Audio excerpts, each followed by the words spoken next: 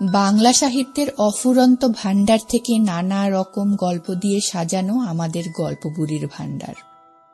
আজ আপনারা শুনবেন কিন্নর রায়ের লেখা উপন্যাস প্রকৃতি পাঠের চতুর্থ পর্ব, অর্থাৎ শেষ পর্ব।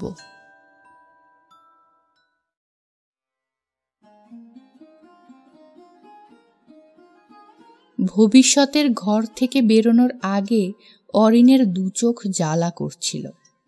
কাঁচ ঢাকা ছোট টেবিল, গদি আঁটা চেয়ারের উল্টো দিকে তাকে অ্যাসাইনমেন্ট দেওয়ার যে মালিক, বয়সে হয়তো কিছু ছোটই হবে অরিনের থেকে।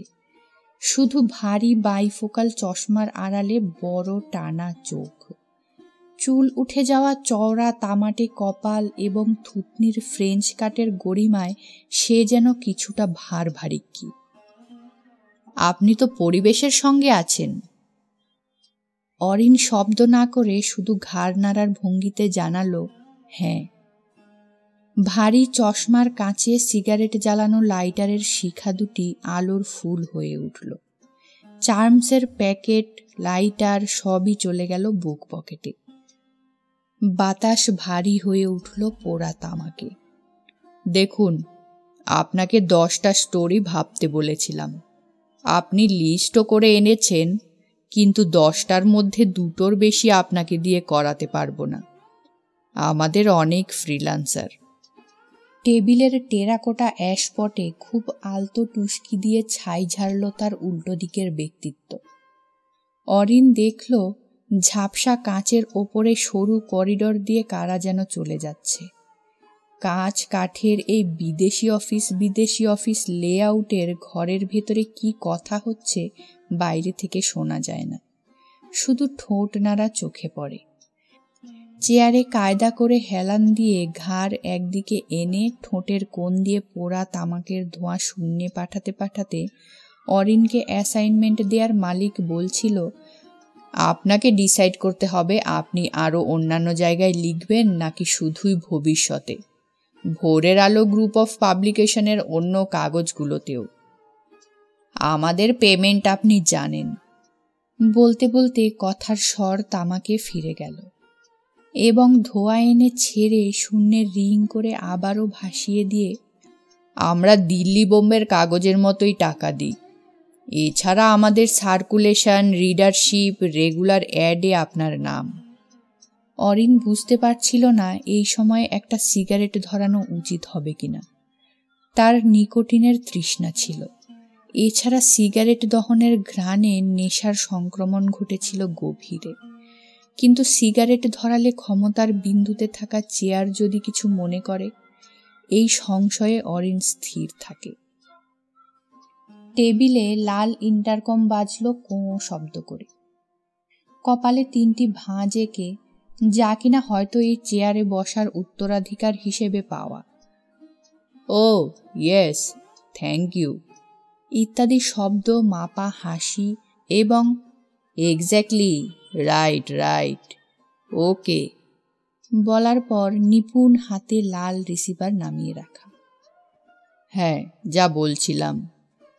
সরু সোনালি দাগলা ফিল্টার টিপডের দগ্ধাবশেষ টেরাকোটার গর্ভে গুঁজে দিয়ে ভারী বাইফোকাল আবার যেন নিজের কথাতেই ফিরে এসে বলল, একটা কথা আপনাকে বলে রাখি, যে 10টা সাবজেক্ট আপনি দিয়েছেন কভার স্টোরির জন্য, তার সবগুলোই আমি ওকে করেছি, কিন্তু 2টো আপনি করবেন। Any 2 on your own choice. বাকি 8টা আগেই বলেছি আমাদের অন্যান্য ফ্রিল্যান্সার। এখান থেকে শিয়ালদা স্টেশনে আসা অফিস ভাঙা ভিড় দেখা যায় না। ফ্লাইওভারে কতটা জ্যাম তাও বুঝতে পারে না অরিন।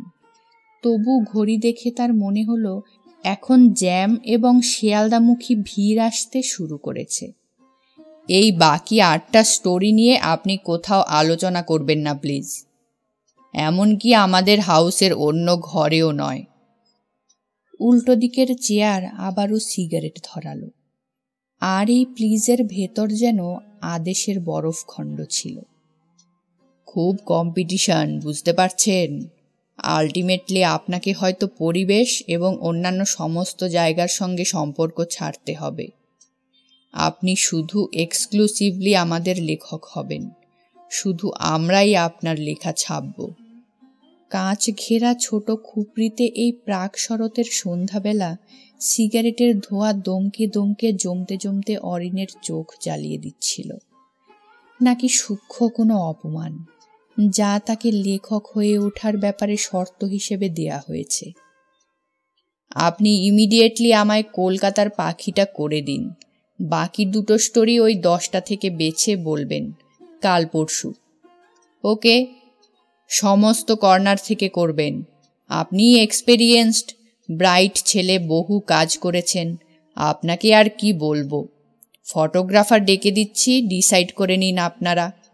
কালার ট্রান্সপারেন্সি হবে, ব্ল্যাক অ্যান্ড হোয়াইট ছবি। চেয়ারের মানুষটি ইন্টারকম তুলে ফটোগ্রাফার চাইল। একজনকে আসতে বলে প্রায় শব্দহীন কৌশলে ইন্টারকম নামিয়ে রেখে খুব ইন্টারেস্টিং করে করবেন স্টোরিটা বলে ছোট করে হাই তুলল।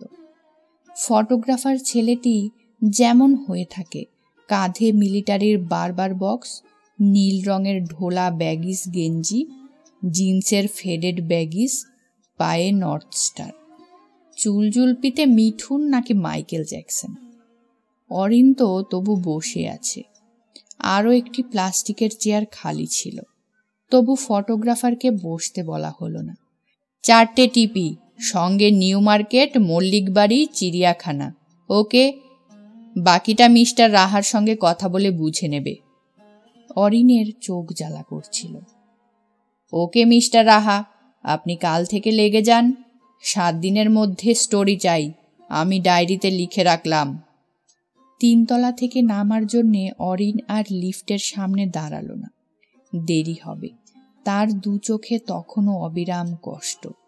রাস্তায় নেমে অরিন দেখতে পেল অজস্র মানুষের মাথা যেন স্রোতে ভাসতে ভাসতে শিয়ালদার দিকে চলেছে।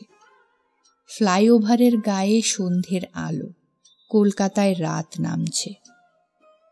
নিউ মার্কেটের ভেতরে ঠিক এখানেই যে পাখির বাজার তা আন্দাজে বোঝা মুশকিল। বাইরে অজস্র motor cycle, scooter, cycle line দিয়ে শেডের নিচে দাঁড়িয়ে।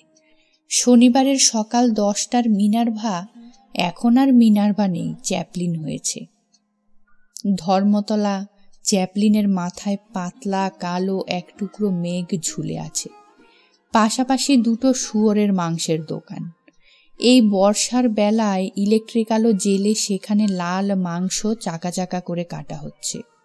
অরিনের মনে পড়ল সতীপ্রসন্নর সুকান্তপল্লীর বাড়িতে যাওয়ার সময় টালিগঞ্জ ব্রিজ পেরোনোর আগে বাঁ দিকে শুয়োরের মাংসের দোকান, খাসির মাংস আর ব্রয়লার মুরগির মাংস বিক্রির জায়গা আছে। তার গা লাগোয়া বিলিতি মদের দোকান, এবং শুয়োরের মাংসর দোকানে লেখা আছে শুয়োরের মাংস পাওয়া যায়। মিনার্ভার মাথায় মেঘ ঝুলে থাকায় Nizam, Aminia, corporation building, New Market, ফুটপাতের ওপর খুচরো দোকান সবই মেঘলা অন্ধকারে ঢাকা পড়েছে। সরু গলি পেরিয়ে পাখি বাজারে ঢোকার মুখে অরিন তীর্থঙ্করকে পেয়ে গেল। ঠিক চলে এসেছে 10টার আগেই। একটু এগোলেই বাঁ দিকে ডুমের আলো লাগা বর্ষার অন্ধকার। আর এই ঋতুটিতে মুরগির খাঁচা থেকে যেমন দম পচা গন্ধ আসে, তা প্রায় চারপাশেই। একটু ভেতরে ঢুকে গেলে স্টিল আলমারি, ট্রাঙ্কের দোকান।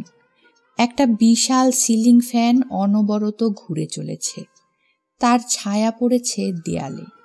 বাঁ দিকে ঢুকে গেলে অনেকগুলো তারের খাঁচা লাইনবন্দি, পার্টিশনের দেয়ালে ঝোলানো। তার ভেতর বদ্রি, চুনিয়া, মুনিয়া, এইসব ডোমেস্টিক কেজ বার্ডস, কিছু পায়রা, খরগোশ আর সাদা ইঁদুর। বড় রাজহাঁস রয়েছে খাঁচায়। এক জোড়ার দাম 100 টাকা, বেশ কয়েক জোড়া। তীর্থঙ্কর ক্যামেরা বের করে ছবি তুলতেই প্রায় ছুটে এলো একই রঙের চোস্তার পাঞ্জাবি পরা এক যুবক। সিনথেটিক কাপড়ের তৈরি এই পোশাকে তখন বর্ষা দিনের আলো লেগে যাচ্ছে। দেয়ালে ইমরান খাঁ আর জাভেদ মিয়াদের প্রমাণ সাইজ রঙিন পোস্টার। আপনি ছবি তুলছেন কেন? ভাষায় অবাঙালি টান কিছু থেকেই গেছে। তীর্থঙ্কর আবারও ছবি নিল এবং অরিনকে এগিয়ে এসে বলতে হলো, আমরা খবরের কাগজ থেকে এসেছি, একটা রিপোর্ট তৈরি করব, লেখাটা ছাপা হবে, তার সঙ্গে ছবি চাই। আমাদের এখানকার কোনো ছবি তোলা হবে না, আপনি অন্য জায়গায় যান। একই রঙের কুর্তা পাজামা রীতিমতো রুখে উঠেছে। এখানে আরও দোকান আছে, সেখানে খবর নিন, ছবি তুলুন। নির্বিকারভাবে ছবি তুলে যাচ্ছে তীর্থঙ্কর, তার ক্যামেরার ফ্ল্যাশে নতুন নতুন ঝংকার। কুর্তা পাজামার পাশে কম বয়সী আরেকটি সাদা পাজামা আর পাঞ্জাবি এসে দাঁড়িয়েছে। তার পেছনে পেছনে লুঙ্গি আর ময়লা ছিটের শার্ট পরা এক মধ্যবয়স। লুঙ্গি শার্ট পরা বেশ কয়েকজন আশেপাশে ঘোরাঘুরি করছিল। অরিন বুঝতে পারছিল এরা ছুটকো ক্যাচার, নয়তো দালাল। খাঁচাবন্দি কোনো একটা রাজহাঁস ডেকে উঠল, কোয়াক কোয়াক। তারপর হয়তো একটা, দুটো, তিনটে পায়রাও। মাঝবয়সী লুঙ্গি আর শার্ট জোর হাতে, আইয়ে বাবুজি, আন্দার আইয়ে বলতে বলতে অরিন আর তীর্থঙ্করকে ভেতরে ডেকে নিয়ে গেল। পায়ের কাছে ছুটে বেড়ানো নেংটি ইঁদুর, স্কার্ট পরা একজন বুড়ি অ্যাংলো ইন্ডিয়ান একটি বাচ্চার হাত ধরে সাদা ইঁদুরের খাঁচার সামনে দাঁড়িয়ে জোড়া কত জানতে চাইছিল। তার কোঁচকানো মুখের চামড়ায় হলুদ মতো হাঁটু আর পায়ে খয়েরি ডাই করা বব চুলে পাখি বাজারের আলো এবং অন্ধকার খেলা করে যাচ্ছিল। বাচ্চা ছেলেটি হাত ধরে ক্রমাগত ভেতরে টানতে চাইছিল বয়সকে। বাবুজি, आप लोग अकबर से आए तो अंदर आइए, मेरे गरीब खाने में बैठिए। লখনৌ থেকে প্রায় 100 বছর আগে কলকাতায় পাখির ব্যবসা করতে এসেছিল মানুষটির পূর্বপুরুষ। কথায় এখনো স্বাভাবিক বিনয়, ভদ্রতা, লখনৌয়ের আদব কায়দা মুছে যায়নি। এক রঙের কুর্তা পাজামা তখনও গজগজ করে যাচ্ছে। তার হাতে অনেকগুলো 100 টাকার নোট। बाबूजी, कुछ चाय पानी नाश्ता कीजिए। ओ मेरा बड़ा लड़का, मझले लड़का खुदकुशी करके मर गया। वर्ल्ड वाइल्ड लाइफ वाले ने हम लोगों को तबाह कर दिया। आते हैं, डर दिखाते हैं, क्या करेगा गरीब आदमी। एक्सपोर्ट इंपोर्ट का लाइसेंस तो है नहीं। अब कबूतर चूहा बेच रहे हैं। ধান্দা বহুত খারাপ হো গয়া বাবুজি। অরিন এবং তীর্থঙ্করের জন্য হিমায়িত থামস আপ। এই বর্ষার মেজাজে কোল্ড ড্রিঙ্কসে তেমন মজা নেই, তবু আতিথেয়তার সম্মান দিতেই হয়। পলিথিনের স্ট্রয়ে থামস আপের বোতল খালি করতে করতে অরিনের মনে হলো এর থেকে মাজা ম্যাঙ্গো হলে ভালো হতো, নয়তো লিমকা। একদমে পুরো বোতল খাওয়া যায় না, পেটের ভেতর থেকে ঝাঁজ উঠে আসে। বুক পকেটে রাখা নোট বইয়ে ব্যবসা, turnover, world wild life act চালুর বছরটি, এরকম 2-1টা পয়েন্ট নোট করে নিচ্ছিল অরিন। দানা ঠোকরানো পাখিদের ভেতর সবসময়ই একটা পিক পিক কিচিমিচি থেকেই যায়। এখানেও নানা খাঁচা থেকে সেই সব শব্দই ভেসে আসছিল। বহু খাঁচা খালি, বেশ কয়েকটি ভেঙে গেছে। আর স্কার্ট পরা ডাই চুল সাদা ইঁদুরের দাম কমাতে চাইছিল। অরিন শুনতে পাচ্ছিল পাখি বিক্রি করা এ মানুষটির বড় ছেলে, যার মেজাজ সে এখানে ঢুকেই সপ্তমে দেখেছিল, মুরগির মাংসের ব্যবসা করে।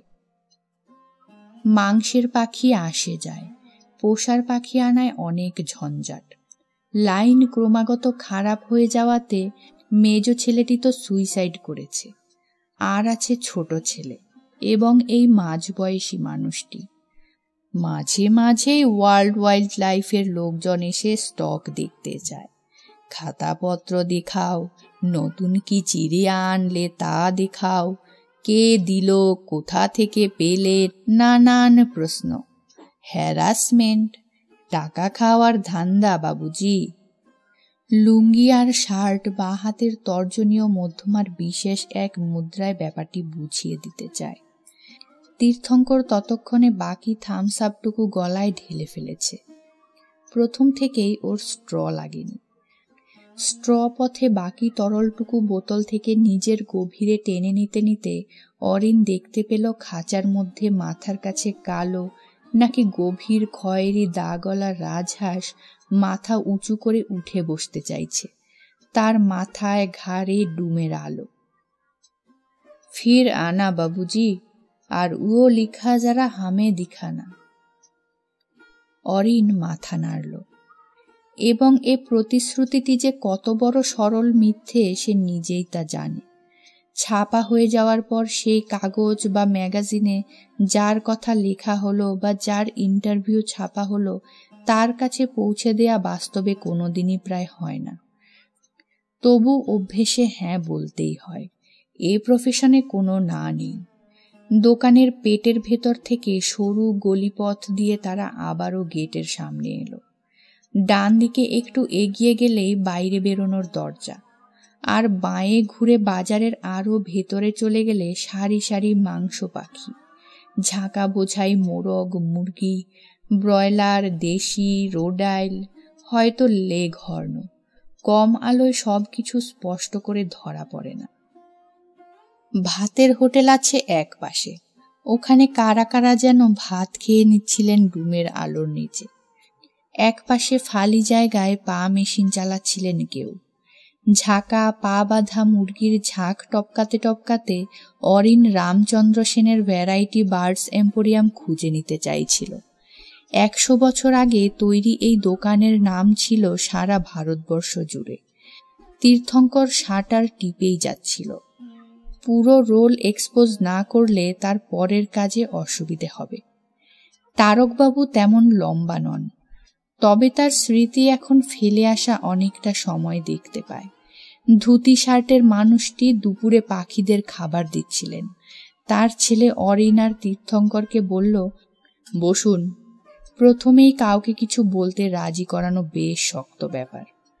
তবু 60 বছরের তারকমোহন দত্ত কিছুক্ষণ অপেক্ষা করার পর বলছিলেন, দূর দূর মশাই, নেহাত লাইন বদলাতে পারছি না, তাই পাখি করে আর পেট ভরে না। বড় ছ্যাঁচড়া লাইন হয়ে গেছে, খালি কেস বার্ড, ডোমেস্টিক বার্ড, কাজে আর মজা নেই। নতুন নতুন আইন আমাদের শেষ করে দিল।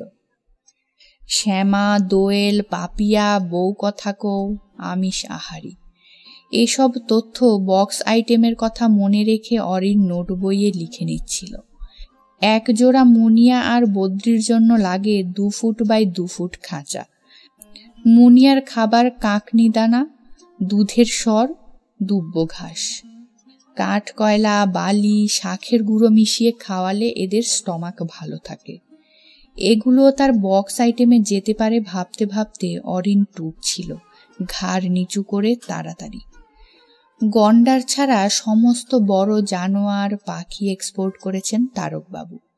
জয়পুর ফরেস্ট থেকে আনানো হতো বাঘ, চট্টগ্রাম থেকে খেদায় ধরা হাতি আনানো হতো হাঁটিয়ে।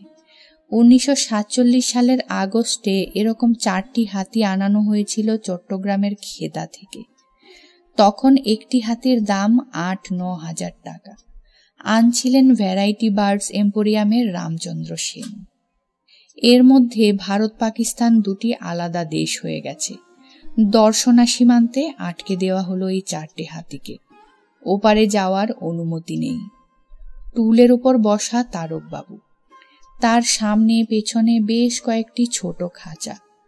বাইরে সরু এক ফালি আধো অন্ধকার স্পেসে হলুদ কানওয়ালা কালচে পাহাড়ি ময়না। তারকবাবুর পেছন দিকে কাঠির সিঁড়ি দোতলার পাটাতনের উপর উঠে গেছে। লুঙ্গি শার্ট পরা 2-4 জন মানুষ আশেপাশে ছিলেন। তাদের হাতে ছোট থলি নয়তো খাঁচা। এর মধ্যেই উঠে গিয়ে মাঝে মাঝে খরিদ্দারকে পাখি নিয়ে বলছিলেন তারকবাবু। অরিন জানতে পেরেছিল দর্শনা চেক পোস্টের কাছে তখনকার পূর্ব পাকিস্তানে এই 4টি হাতি প্রায় অনাহারে মারা যায়। 1000 খানেক টাকা খরচ করে তাদের মাটির নিচে কবর দেওয়ার ব্যবস্থা করা হয়েছিল। পাখির রবে মুখরিত ছিল তারকবাবুর দোকান। কাঠের সিলিংয়ে হালকা মতন পুরনো জাল ঢাকা ফ্যান ঘুরে ঘুরে গরম তাড়াচ্ছিল। আজ সম্ভবত বাতাসে অনেক হিউমিডিটি, অরিন ঘেমে কুল পাচ্ছিল না। বর্ষার গুমোটে চারপাশ ভারী হয়ে আছে। বহু খাঁচা খালি পড়ে আছে জানেন, জিনিসই নেই। কি হবে? তারকবাবু একই কথা ঘুরিয়ে ফিরিয়ে বলে উঠে পড়তে চাইছিলেন। অরিনের বাঁ দিকে দেয়ালে ঝোলানো যে ফটোগ্রাফ, তাতে বোধহয় কলকাতার কয়েকজন নামী অ্যানিম্যাল এক্সপোর্টার আছেন। সরু প্যাসেজ পর্যন্ত এগিয়ে এলেন তারকবাবু। আবার আসবেন? অরিন ঘাড় নাড়ল এবং সবিনয়ে, অনেক সময় নষ্ট করলাম আপনার। বলতে বলতে গলির ফালি অন্ধকারে মিশে গেল। পাশাপাশি তীর্থঙ্কর। সরু স্পেসের র্যাকে রাখা খাঁচা থেকে বড় ময়নাটি ঘাড় বাঁকিয়ে বাঁকিয়ে অরিনকে দেখে নিজের ভাষায় কি যেন বলে উঠল। মুরগির গায়ের গন্ধ, অন্ধকার, ঝাঁকা, পালক, পুলিশ পেরিয়ে গেটের বাইরে এসে অরিন দেখতে পেল তাদের চারপাশে যে কলকাতা, তারা মাথা থেকে মেঘ সরায়নি। এবং একটু আগে কর্পোরেশন বিল্ডিংসের দিকে গেলে নিজাম থেকে রোলের স্বাদু গন্ধ উড়ে আসে। ফুটপাতে উঠে অরিন সিগারেট ধরালো। তীর্থঙ্কর, বিফ রোল খাবে? বলতে বলতে তীর্থঙ্কর প্রায় নিজামে ঢুকে গেছে। তেমন আর সস্তা নয় এখন। বলতে বলতে অরিন তার পেছনে।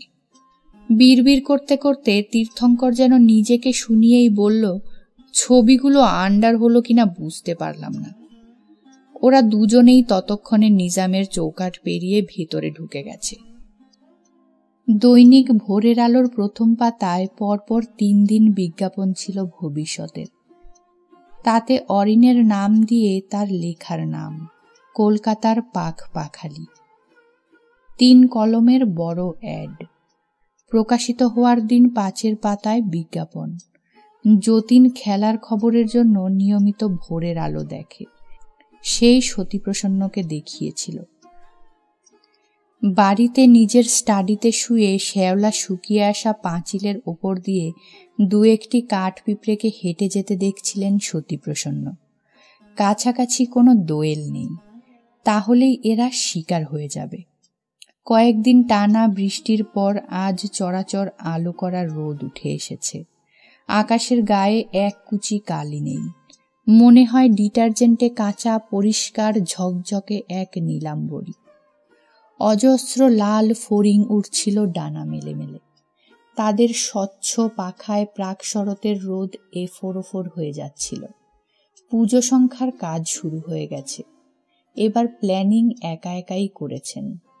এখনো বুঝতে পারছেন না গল্প, উপন্যাস, প্রবন্ধ, হালকা ফিচার না নিউজ ভিত্তিক লেখার উপর বেশি জোর দেবেন, নাকি দুটোই সমান সমান।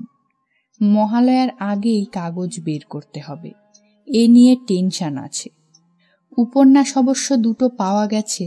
একজন বয়সে তরুণ, তারটা পুজো সংখ্যায় না ছেপে পরে ধারাবাহিক করে দিলেও চলবে। বিজ্ঞাপন পাওয়ার জন্য নিজেকেই একটু ছুটোছুটি করতে হবে। এই সময়টাতেই কিছু রোজগার হয় স্পেশাল নাম্বারে বিজ্ঞাপন ছেপে। আর ভবিষ্যতের আগে যেভাবেই হোক পুজো সংখ্যা পরিবেশ বাজারে দিতে হবে। তার জন্যে 3-4টে প্রেসে কাজ ছড়িয়ে দেয়া দরকার। ভবিষ্যতে অরিনের লেখাটা খুঁটিয়ে পড়বেন। আজ অন্য জার্সি পড়লেও সে তো তারই লেফটেন্যান্ট। এটুকুই গর্ব সতীপ্রসন্নর। হাওয়ায় কেমন যেন আলস্য মিশে আছে। শুয়ে থাকলে ক্লান্তি চেপে আসে। পাশ না ফিরে উঠে দরজা দিয়ে সরু বারান্দায় এসে সোজা দীপেশের ঘরের দিকে তাকালেন। দরজা খোলা, কানে হেডফোন, বিশাল সিনথেসাইজার ছড়ানো মেঝে, আরও অনেক ক্যাসেট, স্পুল। রেওয়াজ বন্ধ করে নতুন কি এক পাগলামির খেলায় মেতেছে দীপেশ। পা চাপা সাদা আলিগড়ি, তার উপর ঢিলে রঙিন হাফ পাঞ্জাবি, চুল এলোমেলো। মাঝে মাঝে বাঁ হাতের 5 আঙুলে মাথার চুল টেনে ধরছে দীপেশ। সুরে, যন্ত্রণায়, বেঁচে থাকার অসীম ইচ্ছে শক্তিতে তার এই প্রিয় একটু খামখেয়ালি ভাইপোটি কোনো সৃষ্টির গভীর ডুব দিতে চলেছে, এমনটি বুঝতে পারলেন সতীপ্রসন্ন। আর তখনই দীপেশের পুতুল নাচা বিদেশি ঘড়ি বেজে উঠে সময় জানান দিল। সামনের দরজা দিয়ে রোদ অনেকখানি লাফিয়ে বারান্দায় এসে পড়েছে। আপাতভাবে এই রোদ্দুরে কোনো পলিউশন নেই। উঠোনে কুয়োতে বালতি পড়ার শব্দ হলো। বোধহয় মনোরমা জল তুলছেন। বৃষ্টিতে জল কিছু ওপরে উঠে এসেছে, তবু কপিকল লাগে। কোমর, হাত এবং শক্তির বিন্যাসে বালতি বোঝাই জল উঠে আসে কূপগর্ভ থেকে। কুয়োর বাঁধানো পোড়ামাটির গোল পাড়ে একটা শালিক। সতীপ্রসন্ন এখানে দাঁড়িয়ে দেখতে পেলেন। দোতলায় ওঠার সিঁড়ির নিচে যে ফালি ঘরটুকু, তার সিমেন্টের জাফরি কাটা ঝরোখা দিয়ে পরিষ্কার নজরে আসে কুয়োতলা। শালিকটি ঘাড় বেঁকিয়ে মনোরমাকে দেখছে। প্রকৃতিতে এভাবে ডুবে থাকলে কলেজ স্ট্রিট যাওয়ার দেরি হয়ে যাবে। সামনে পুজো সংখ্যা, আর্টিস্টকে দিয়ে অনেকগুলো পিস ইলাস্ট্রেট করাতে হবে। এ ব্যাপারে তার নিজস্ব সাজেশন আছে। তারপর ফিনিশ হয়ে গেলে সেগুলো ব্লক করতে দেয়া। একসঙ্গে ব্লকে দিলে কিছু বেশি কমিশন পাওয়া যায়। কুয়োতে আবার বালতি পড়ল। পাত্র বোঝাই জল উঠে আসবে ওপরে। একা একা যে শালিকটি এতক্ষণ বসেছিল, সে কোথায় যেন উড়ে গেছে। সতীপ্রসন্ন প্রকৃতি থেকে বেরিয়ে এসে তেলের বাটি, গামছা নিলেন। কলতলায় যাবেন। টিউবওয়েল টিপে স্নান করলে জল গরমই লাগে। কুয়োর জলে এখনো বৃষ্টি মিশে আছে। স্নানে গা ভারী হয়ে আসে। স্নানের সময় নাসা থেকে নাক, গলা, বুক পরিষ্কার করতে হয় জলের টানে। কলকাতার ধুলো, তেল, কালি, ক্লেদ বেরিয়ে এলে জীবন বাড়ে। ভাবতে ভাবতে সতীপ্রসন্ন টিউবওয়েলের রাস্তায়। কলতলায় যাওয়ার আগে সতীপ্রসন্ন দেখতে পেলেন চুলের গভীরে আঙুল ডুবিয়ে দীপেশ বসে আছে, ঘাড় নিচু। হেডফোনটি খুলে রাখা আছে সামনে। সামনে বড় synthesizer, tape deck, cassette. College Street পৌঁছে দোকান খুললেন। লেটার বক্সে চিঠি দেখলেন। এখন আলো আছে। লোডশেডিং হয়ে গেলে এই ঘরে কিছু যন্ত্রণা বাড়ে। যতীনকে দিয়ে পাতিরাম থেকে একটা ভবিষ্যৎ আনালেন। আজই প্রকাশিত হয়েছে। যদিও নিয়মিত এ কাগজটি কেনেন, তবুও এই সংখ্যাটির বিষয়ে বাড়তি কিছু কৌতূহল এবং উৎসাহ ছিল। পাতা উল্টাতে উল্টাতে সহজেই পৌঁছে গেলেন অরিনের স্টোরিতে। সচরাচর বাংলা উপন্যাসে হয়তো এরকম হয় না, কিন্তু এখানে যেহেতু সবটাই উপন্যাস নয়, তাই সতীপ্রসন্ন অরিনের লেখাটি খুব মন দিয়ে পড়ছিলেন বাস্তবের চোখ দিয়ে। আর আমরাও তার সঙ্গে সঙ্গে অরিন যেমন লিখেছিল তেমনটি পড়ে যেতে থাকি ভবিষ্যতের পাতা থেকে। লেখাটি অরিন রাহার, প্রকাশিত হয়েছে ভবিষ্যতে। পড়ছেন সতীপ্রসন্ন এবং সঙ্গে সঙ্গে আমরাও। দীর্ঘ রচনাটির মাঝে কোথাও কোথাও সতীপ্রসন্ন নিজের সঙ্গে কথা আছে, যাকে এক কথায় মন্তব্য বলা যেতে পারে। আমরা অরিনের লেখার সঙ্গে সতীপ্রসন্নর মন্তব্যগুলিও খুব মন দিয়ে পড়ব, কারণ প্রকৃতি পাঠ তো শুধু উপন্যাসই নয়, হয়তো জীবনও কিছু। আমরা তাই একই সঙ্গে জীবন আর উপন্যাসকে ছুঁতে ছুঁতে সামনে এগোব। কলকাতার রাস্তায় হেঁটে যাওয়া দু কাঁধে পাক ঝোলানো পাখিয়ালারা ইদানিং প্রায় নিরুদ্দেশ। রোদে ছায়ায় এক্কা দোক্কা খেলা ফুটপাত দিয়ে সেই সব খালি পায়ের লুঙ্গি পরা পাখি ফিরি করা মানুষেরা চলে যেতেন নিঃশব্দে। তারের খাঁচায় মদনা, ফুলটুসি, চন্দনা, টিয়া। বাঁশের খাঁচায় ময়না। আর থাকতো খরগোশ, সাদা আর কালো, দুরকমই। কখনো কখনো বাহারি ফুলকো লোমওয়ালা অস্ট্রেলিয়ান খরগোশ। আর থাকতো গিনিপিগ, সাদা ইঁদুর। চুনিয়া, মুনিয়া, বদ্রিও থাকতো তাদের খাঁচায়। বছর 20-22 আগেও বড় হলুদ কানওয়ালা একটা ময়নার দাম চাইতো পাখিওয়ালা 25 টাকা। এখন নিউ মার্কেটে তারই দাম 300-400। রথের মেলায় পাখি আসতো দূর দূর থেকে। শিয়ালদার মৌলালিতে 1 মাসের রথের মেলা। সেখানে নানান পাখি, লাল নীল মাছ, খরগোশ, গিনিপিগের সঙ্গে আসতো হরিণ, বাদর। রাসবিহারীর রথের মেলাও বসতো 1 মাস ধরে। তখনও অবধি গঙ্গার উপর পাকা ব্রিজ হয়নি। পাখি আর পাখি মেলা জুড়ে। রঙিন মাছ, খরগোশও। মৌলালি পেরিয়ে শিয়ালদার ফ্লাইওভার আর আদিগঙ্গার উপর চেতলা যাওয়ার পাকা পোল এই দুই মেলাকে ছেটে দিয়েছে। তার সঙ্গে আছে আরও নানান কারণ। পাখিওয়ালারা পায়ে পায়ে অনেকটা দূর হেঁটে গিয়ে কোনো ছায়ালো গাছের নিচে জিরিয়ে চকচকে মাজা পেতলের থালায় মাখা ছাতু, আচার আর লঙ্কা পেঁয়াজ খেয়ে আরও খানিকটা আলো ছায়ায় হেঁটে যাওয়ার স্বপ্ন এখনো আছে। অরিন কি এখনো সত্যি সত্যি ছাতু খেয়ে ফুটপাতে ঘুমিয়ে পড়ার স্বপ্ন দেখে? সতীপ্রসন্ন সংশয়ে থাকেন। আবার তিনি অরিনে ফিরে যান। কিন্তু পাখিওয়ালারা এখন আর প্রায় আসেনি না। তারা ওয়াইল্ড লাইফ রক্ষকদের তাড়নায় অনেকেই বৃত্তি বদল করে মুটে মজুর হয়েছেন। যেমন মুটে মজুর বা অন্য কোনো দৈহিক শ্রমের কাজে চলে গেছেন মানিকতলার বাঁশের খাঁচা তৈরি করা ডোমেরা, নারকেল ডাঙার তারের খাঁচা তৈরি করার কারিগররা। অনেকেরই মনে আছে বছর 2-3 আগে মৌলালির রথের মেলা থেকে খাঁচা শুদ্ধ পাখি নিয়ে জমা করা হয়েছিল থানায়। পরে মামলা করে অনেক কাঠখড় পুড়িয়ে পাখিওয়ালারা কেস বার্ড বা ডোমেস্টিক বার্ড বিক্রির অনুমতি পেলেও সেভাবে নিশ্চিন্তে আর পুরনো পেশায় ফিরে আসতে পারেননি। এত নিষেধাজ্ঞা, কিন্তু তবুও বেজি মেরে তার পেটে খড় ঢুকিয়ে স্টাফ করে 50 টাকা করে দরে বিক্রি করা হয় কলকাতার ফুটপাতে। এমনিভাবেই শোকেস সাজানোর সামগ্রী হিসেবে পাওয়া যায় মৃত কাঠবিড়ালি, ময়না, ফুলটুসি, টিয়া, বেনেবো, ডানা মেলা চিল, মাছরাঙা। এসব নিয়ে বোধহয় বলার কেউ নেই। আর এই গত শীতেও, মানে 1989 জানুয়ারিতে জানবাজারে ফাঁকা বোঝাই বালিহাঁস এসেছিল মাংসের জন্যে। একটি বালিহাঁস জ্যান্ত 15 টাকা, মরা 10। এরাই কত হাজার মাইল পেরিয়ে উড়ে এসেছে হিমালয়ের পা নয়তো সাইবেরিয়ার থেকে।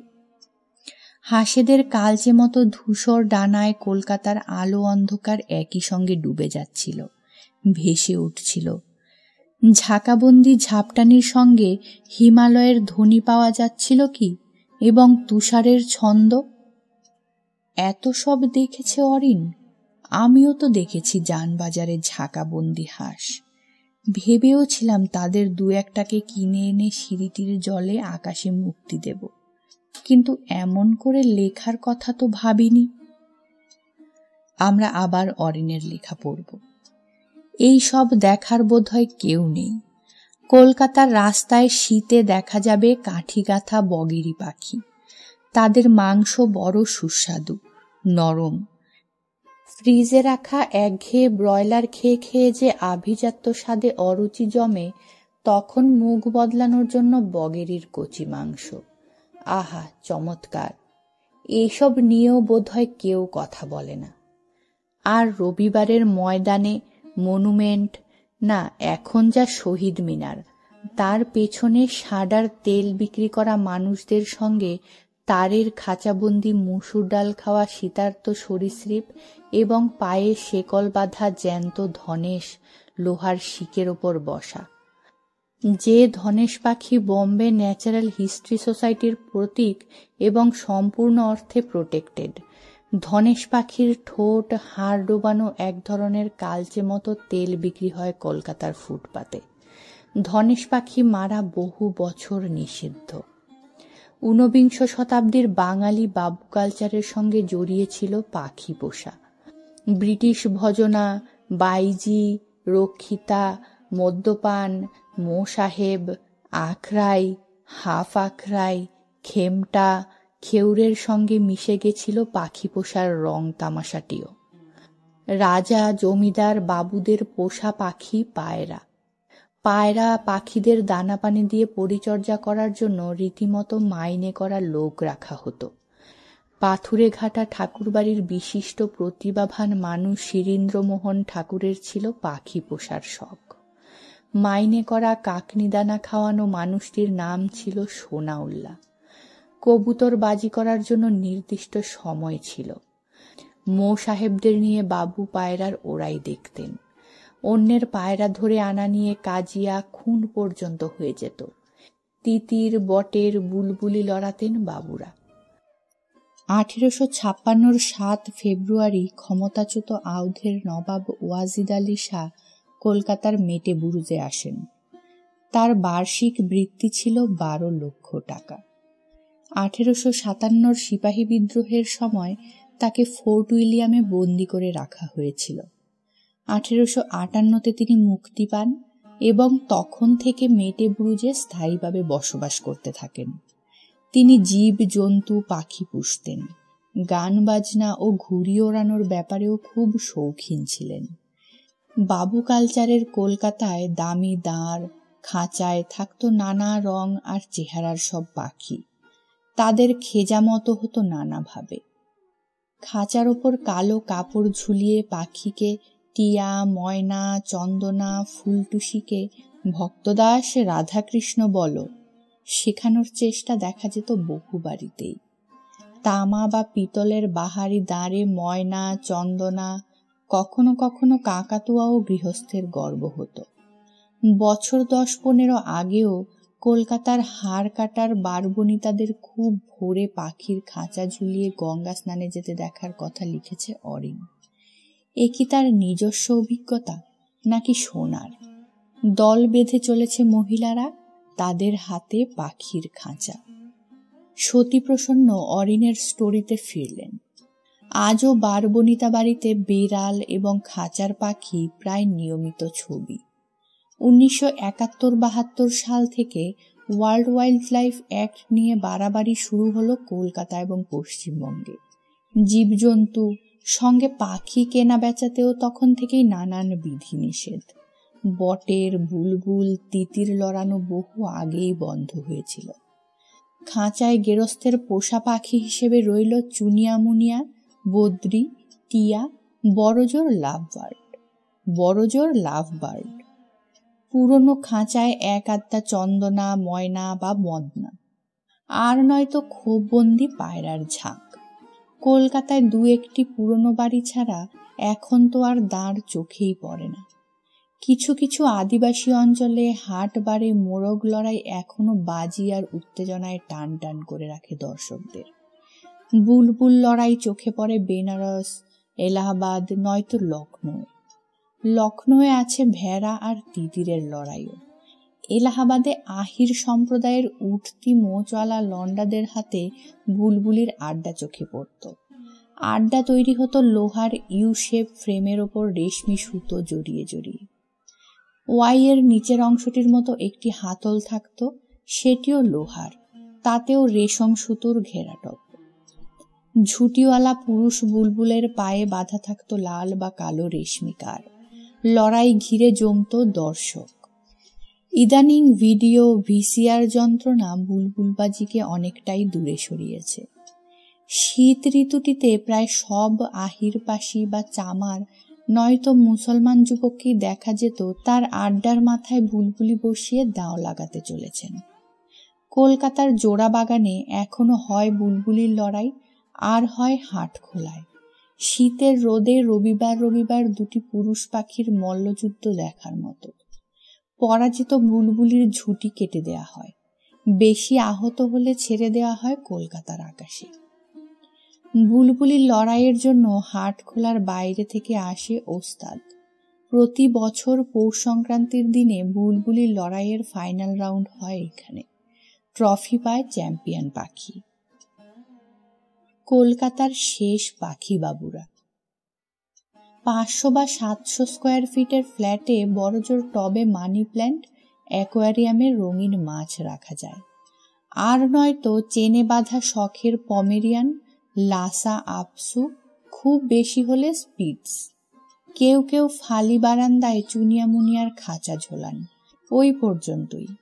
বাঙালি মধ্যবিত্তের এখন পাখি পোষার জায়গা নেই, পাখির খিদমত করার সময় নেই, তার শখ পয়সা খরচের ধারা পাল্টে গেছে।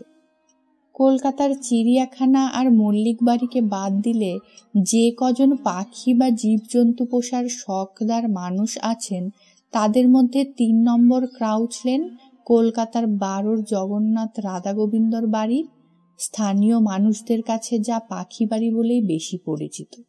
বিমানচাঁদ দাসের নাম নিশ্চয়ই সবার আগে আসবে। আর আছেন বাগুইহাটির সুব্রত চক্রবর্তী, কুমার চ্যাটার্জি, রণজিৎ দাস, বরুণ মিত্র, কালীঘাটের কালিদাস বাবু প্রমুখ।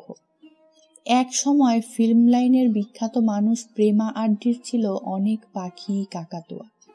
শোনা যায় সুব্রত চক্রবর্তী বাড়িতে ময়ূরের বাচ্চা তুলেছেন। তার বাড়িতে সারস আছে, আছে অস্ট্রেলিয়ান কাঠবিড়ালি। কালিদাস বাবুর পাখি ছাড়াও আছে কুকুর। নেবুতলা পার্কের কাছাকাছি ক্রাউচ লেনের বিমানবাবুর প্রায় 60 হল। বাবা বলাইচাঁদ দাস ছিলেন পাখি সংগ্রাহক। শুধু পাখি নয়, তার ছিল ঘোড়ার শখ। 1940 থেকে 45 সালে বলাইবাবুর সংগ্রহে ছিল চিতাবাঘ।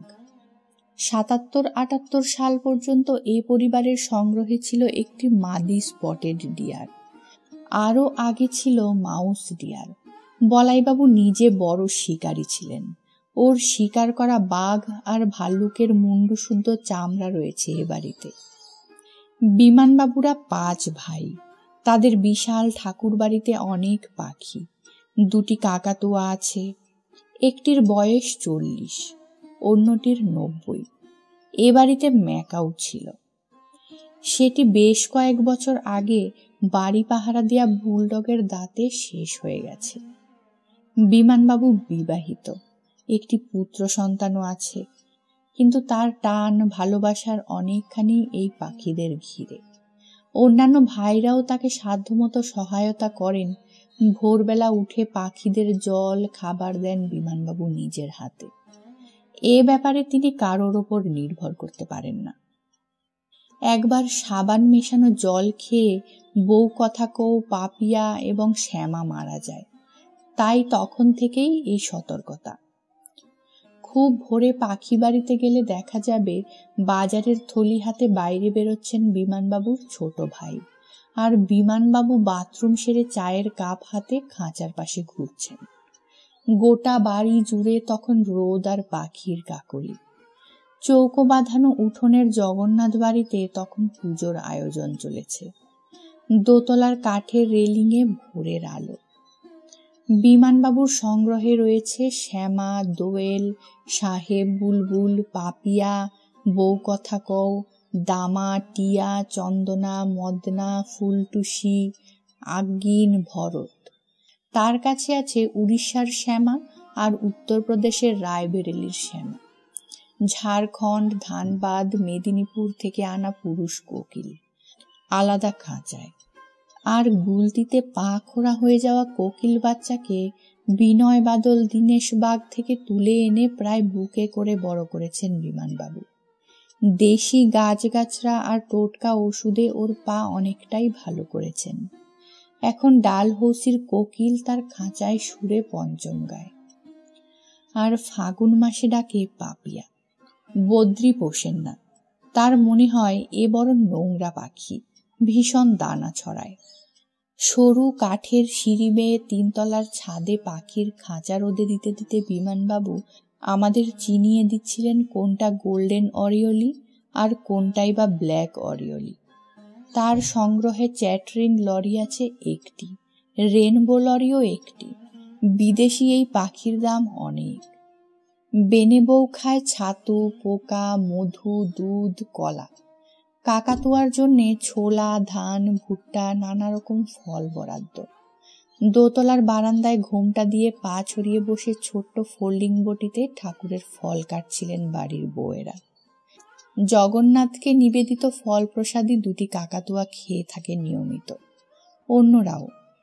2 কাকাতুয়ার জন্য লোহার বড় দাঁড়, দাঁড়ের দুপাশে বাটি। বিমানবাবু আর তার এক ভাই নেচে নেচে হাত পা নেড়ে নেড়ে গায়ের জামা খুলে নাড়িয়ে নাড়িয়ে উঠোনে 2 বয়স্ক কাকাতুয়াকে উত্তেজিত করে বাহারি ঝুঁটি খোলাতে চাইছিলেন। এই 2 কাকাতুয়াই কাকাতুয়া কাকাতুয়া বলতে পারে, স্পষ্ট স্বরে এবং কীর্তনের সুর ভাজতে পারে শীষ দিয়ে। তারা দুজনেই বিমানবাবুর শীষের উত্তর দিচ্ছিল। আমার মনে পড়ল দেওঘরে বালানন্দজির আশ্রমে দেখা দাঁড়ে বসা একাধিক কাকাতুয়ার স্মৃতি। চেতলার জয়নুদ্দিন মিস্ত্রি লেনের কাছাকাছি একটি কাঠের রেলিং ঘেরা দোতলায় বছর 20-25 আগে বসবাসকারী এক কাকাতুয়ার ক্রমাগত বলে যাওয়া গালাগালির শব্দগুলি। দ্বারে ডানা খুলে তার নাচও ছিল দেখার মতো। পায়ে বাঁধা থাকত রূপোর ঘুঙুর। এখন এই একটি কাকাতুয়ার দামই 20,000 টাকা প্রায়, একটা ম্যাকাও 25,000। লেখার সঙ্গে অরিন দিব্যি নিজের অভিজ্ঞতা মিশিয়ে দিয়েছে, যেমন প্রতিষ্ঠিত লেখকরা করে থাকেন। সতীপ্রসন্নর চোখ আবারও অরিনের লেখায়। বিমানবাবুরা 2 ভাই উঠোনে নাচছিলেন। দাঁড়ে শেকল বাঁধা বছর 40-এর কাকাতুয়া তার উত্তেজিত ঝুঁটিতে হলুদের ঝড় তুলেছিল, যেন ফুল ফুটেছে। আর বিমানবাবুর মাথার ওপরে বাঁশের প্রমাণ সাইজের খালি খাঁচাটি না আসা শরতের হাওয়ায় হালকা অল্প অল্প দুলছিল। যে ময়নাটি ওর বাসিন্দা ছিল সে বেশ কিছুদিন হলো মারা গেছে। এই খাঁচায় নতুন করে আর ময়না পোষা হয়নি। দোতলার ঢালাই করা পুরনো লোহার রেলিংয়ে ঝোলানো ক্যানারি পাখির খাঁচা। পুরুষটি আছে মা পাখি ডিম সহ ভেতরে, যত্নে চাপাচুপি দেয়া। বিমানবাবুর আশা ডিম ফুটে ক্যানারির বাচ্চা হবে। বাথরুমে গেলে এই 40-এর কাকাতুয়াটি বিমানবাবুকে কাশির শব্দ করে করে ক্রমাগত ভেঙায়। যেমনভাবে বিড়ির ধোঁয়ায় বিমানবাবু কাশেন, ঠিক তেমনি। একবার তার বাটির ভুট্টা দানা খাওয়ার জন্যে গোলা পায়রার ঝাঁক দাঁড়ের ওপর এসে বসে। দাঁড় কাত হয়ে পড়ে গেলে কাকাতুয়ার শিকলবন্দি পাটি ভাঙে। সেবারও দেশি ওষুধ আর গাছগাছরায় বিমানবাবু তাকে সারিয়ে তোলেন। ভবিষ্যতের পাতার উপর ঝুঁকে সতীপ্রসন্ন ভাবতে চাইছিলেন, বিমানবাবুর গল্পটাকে প্রথমেই কেন আনল না অরিন। ভাবতে ভাবতে তিনি পড়ছিলেন, আজ থেকে বছর 10 আগেও কলকাতা বা তার গা লাগোয়া মফস্বলে খাঁচা পালানো টিয়া বা চন্দনা কাকচিলের তারায় বাড়ির আলসে অথবা রান্নাঘরের জানালায় কোনো রকমে ডানা ঝাপটে আছড়ে পড়ে হাঁপাত। তাকে গামছা বা বাজার করার চটের ব্যাগ দিয়ে ধরে ফেলতেন বাড়ির গিন্নি। তারপর নতুন খাঁচা। এইসব তাহলে অরিনেরও মনে আছে? ভাবতে ভাবতে সতীপ্রসন্ন আবারও লেখায় ফিরে গেলেন। নিঃসন্তান রমণীদেরও পাখিকে জল ছোলা দেয়া, নাম শেখানো একটি কাজের মধ্যে ধরা হতো বছর 20 আগেও। এখন কারুরই কোনো সময় নেই। বিমানবাবু কাকের হাত থেকে বাঁচানো এরকম কয়েকটি পাখিকে আশ্রয় দিয়েছেন নিজস্ব খাঁচায়। এখনো পাখি রোদে দিয়ে কাকের ঠোক্কর পাহারা দিতে হয়। তার 3 তলার খুপড়ি ঘরে শ্বেত পাথরের মেঝের ওপর সারি সারি খাঁচায় ভরত আগিন। বাঁশের সেই সব বাহারি ছোট খাঁচারা ওর বাবার আমলের, বেনারস, লখনৌ, রায়বেরেলি থেকে আনানো। তাদের 2-1টির ঝোলানোর আংটায় জোড়া ড্রাগনের মুখ খোদাই করা। বেশ কয়েকটি তার ও কাঠির খাঁচা আধ ভাঙা, খালি অবস্থায় পড়ে আছে বলাইবাবুর। সব মিলিয়ে প্রায় 30-40টি পাখি। বর্ষায় শীতে ভালো করে চাপাচুপি দিয়ে রোদে রাখা, পিঁপড়ে যাতে না হয় সেদিকে লক্ষ্য রাখতে হয়। দোতলার বারান্দায় ঝোলানো খাঁচার ফুলটুসিকে বের করে আদর করছিলেন বিমানবাবু। তার মুখ থেকে চিবোনো জর্দা পান খাচ্ছিল ফুলটুসি। তাকে সহজেই শার্ট বা পাঞ্জাবির পাশ পকেটে রাখতে পারেন। ততক্ষণে রোদে ঝোলানো খাঁচার ভেতরে একজোড়া হোয়াইট ফিঞ্চ নাচছিল। তাদের খাবার কচি কপি পাতা আর মুরগির ডিম সেদ্ধ। বিমানবাবু সেদিকে তাকিয়ে থাকতে থাকতে বলছিলেন, জানেন কতবার আমি পাখিওয়ালাদের কাছ থেকে পাখি কিনে ক্যামাক স্ট্রিটে ছেড়ে দিয়েছি। এই পাখি পুষতে কত খরচ তা বিমানবাবুর হিসেবে নেই। উনি মনে করেন হিসেব করলে শখ হয় না।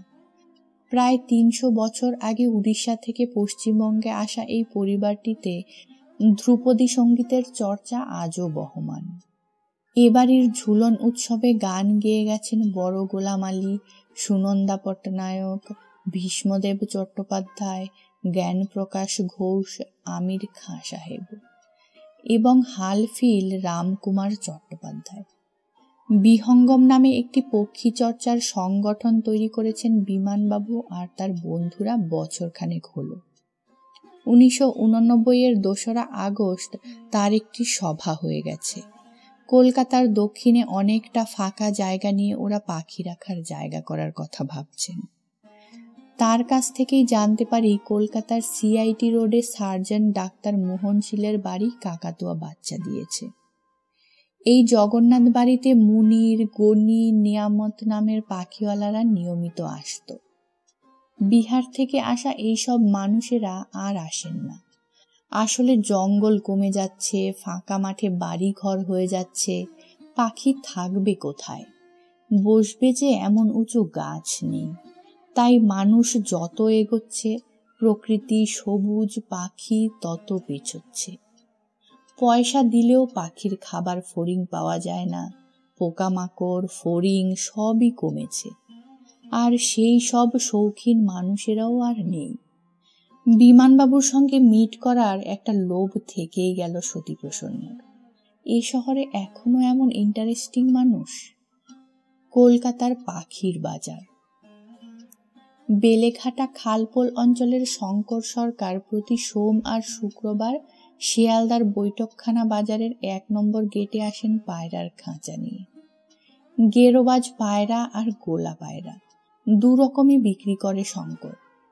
শিয়ালদা বউবাজারের এই অঞ্চলে সোম আর শুক্রবার নিয়মিত পাখির হাট বসত সকাল 8টা-9টা থেকে বেলা 11টা-12টা পর্যন্ত। এখন শুধুই পায়রা আসে। 4-5 জন আনেন, সাইকেলের ক্যারিয়ারে, তারের খাঁচায়। গেটের বাইরে, সামনে, ভেতরে, বাদিকে বাজারের মধ্যে যে পায়রার ঝাঁকবন্দি, তার উল্টো দিকে সেলুন। মাঝে মাঝে ময়লা বোঝাই কর্পোরেশনের গাড়ি ভিড় সরিয়ে দিচ্ছিল। তারের খাঁচার ভেতর শুধু খাওয়া আর ল্যাবরেটরির পরীক্ষার জন্য গোলা পায়রা, ওড়ানোর জন্য গেরোবাজ। কলকাতার পায়রার কিছুদিন হলো কি এক মরক লেগেছে। ঘাড় ঝুলে পড়া এই অসুখে মারা যাচ্ছে বহু পায়রা। হোমিওপ্যাথি, অ্যালোপ্যাথি, দৈব টোটকা কিছু করেই কিছু হচ্ছে না, বলছিলেন একজন পায়রা প্রেমী। হোমার, সিরাজু, মুক্কি, জ্যাকোবিন, পাউটার, ম্যাকরোল, লক্কা, শাকদুম, কালপেটিয়া, লালপেটিয়া, চিনি, পরপন এ সবই কলকাতার শৌখিন পায়রা। বাবু কালচারের সঙ্গে এর যোগের কথা আগেই বলেছি। শৌখিন পায়রার পায়ে রূপোর ঘুঙুর বেঁধে দেওয়ার রেয়াজও ছিল। পায়রা হাঁটলে শব্দ হতো ঝুম ঝুম। তর্জনী ও মধ্যমা জিভের নিচে দিয়ে বিচিত্র কায়দায় সিটি দিতে দিতে পায়রা ওড়ানোর ছবি এখনো কলকাতার উত্তর এবং দক্ষিণে। সরু লম্বা বাঁশের মাথায় বাঁধা রঙিন কাপড় নাড়িয়ে নাড়িয়ে মেঘ অথবা আকাশের নীলে লেগে থাকা ছুন্নি হয়ে যাওয়া পায়রাদের নামিয়ে আনার ছবিও আমাদের চেনা। বছর 10-15 আগেও কলকাতার আকাশ যখন টিভি অ্যান্টেনা কণ্টকিত হয়ে ওঠেনি, তখন কলকাতার উত্তরে শ্যামাবাজার, বাগবাজার, হাতিবাজার, ফরিয়াপুর আর দক্ষিণে কালীঘাট, চেতলার বহু বাড়ির ছাদে পায়রা বসার জন্য বাঁশের বড় বোম তৈরি হতো।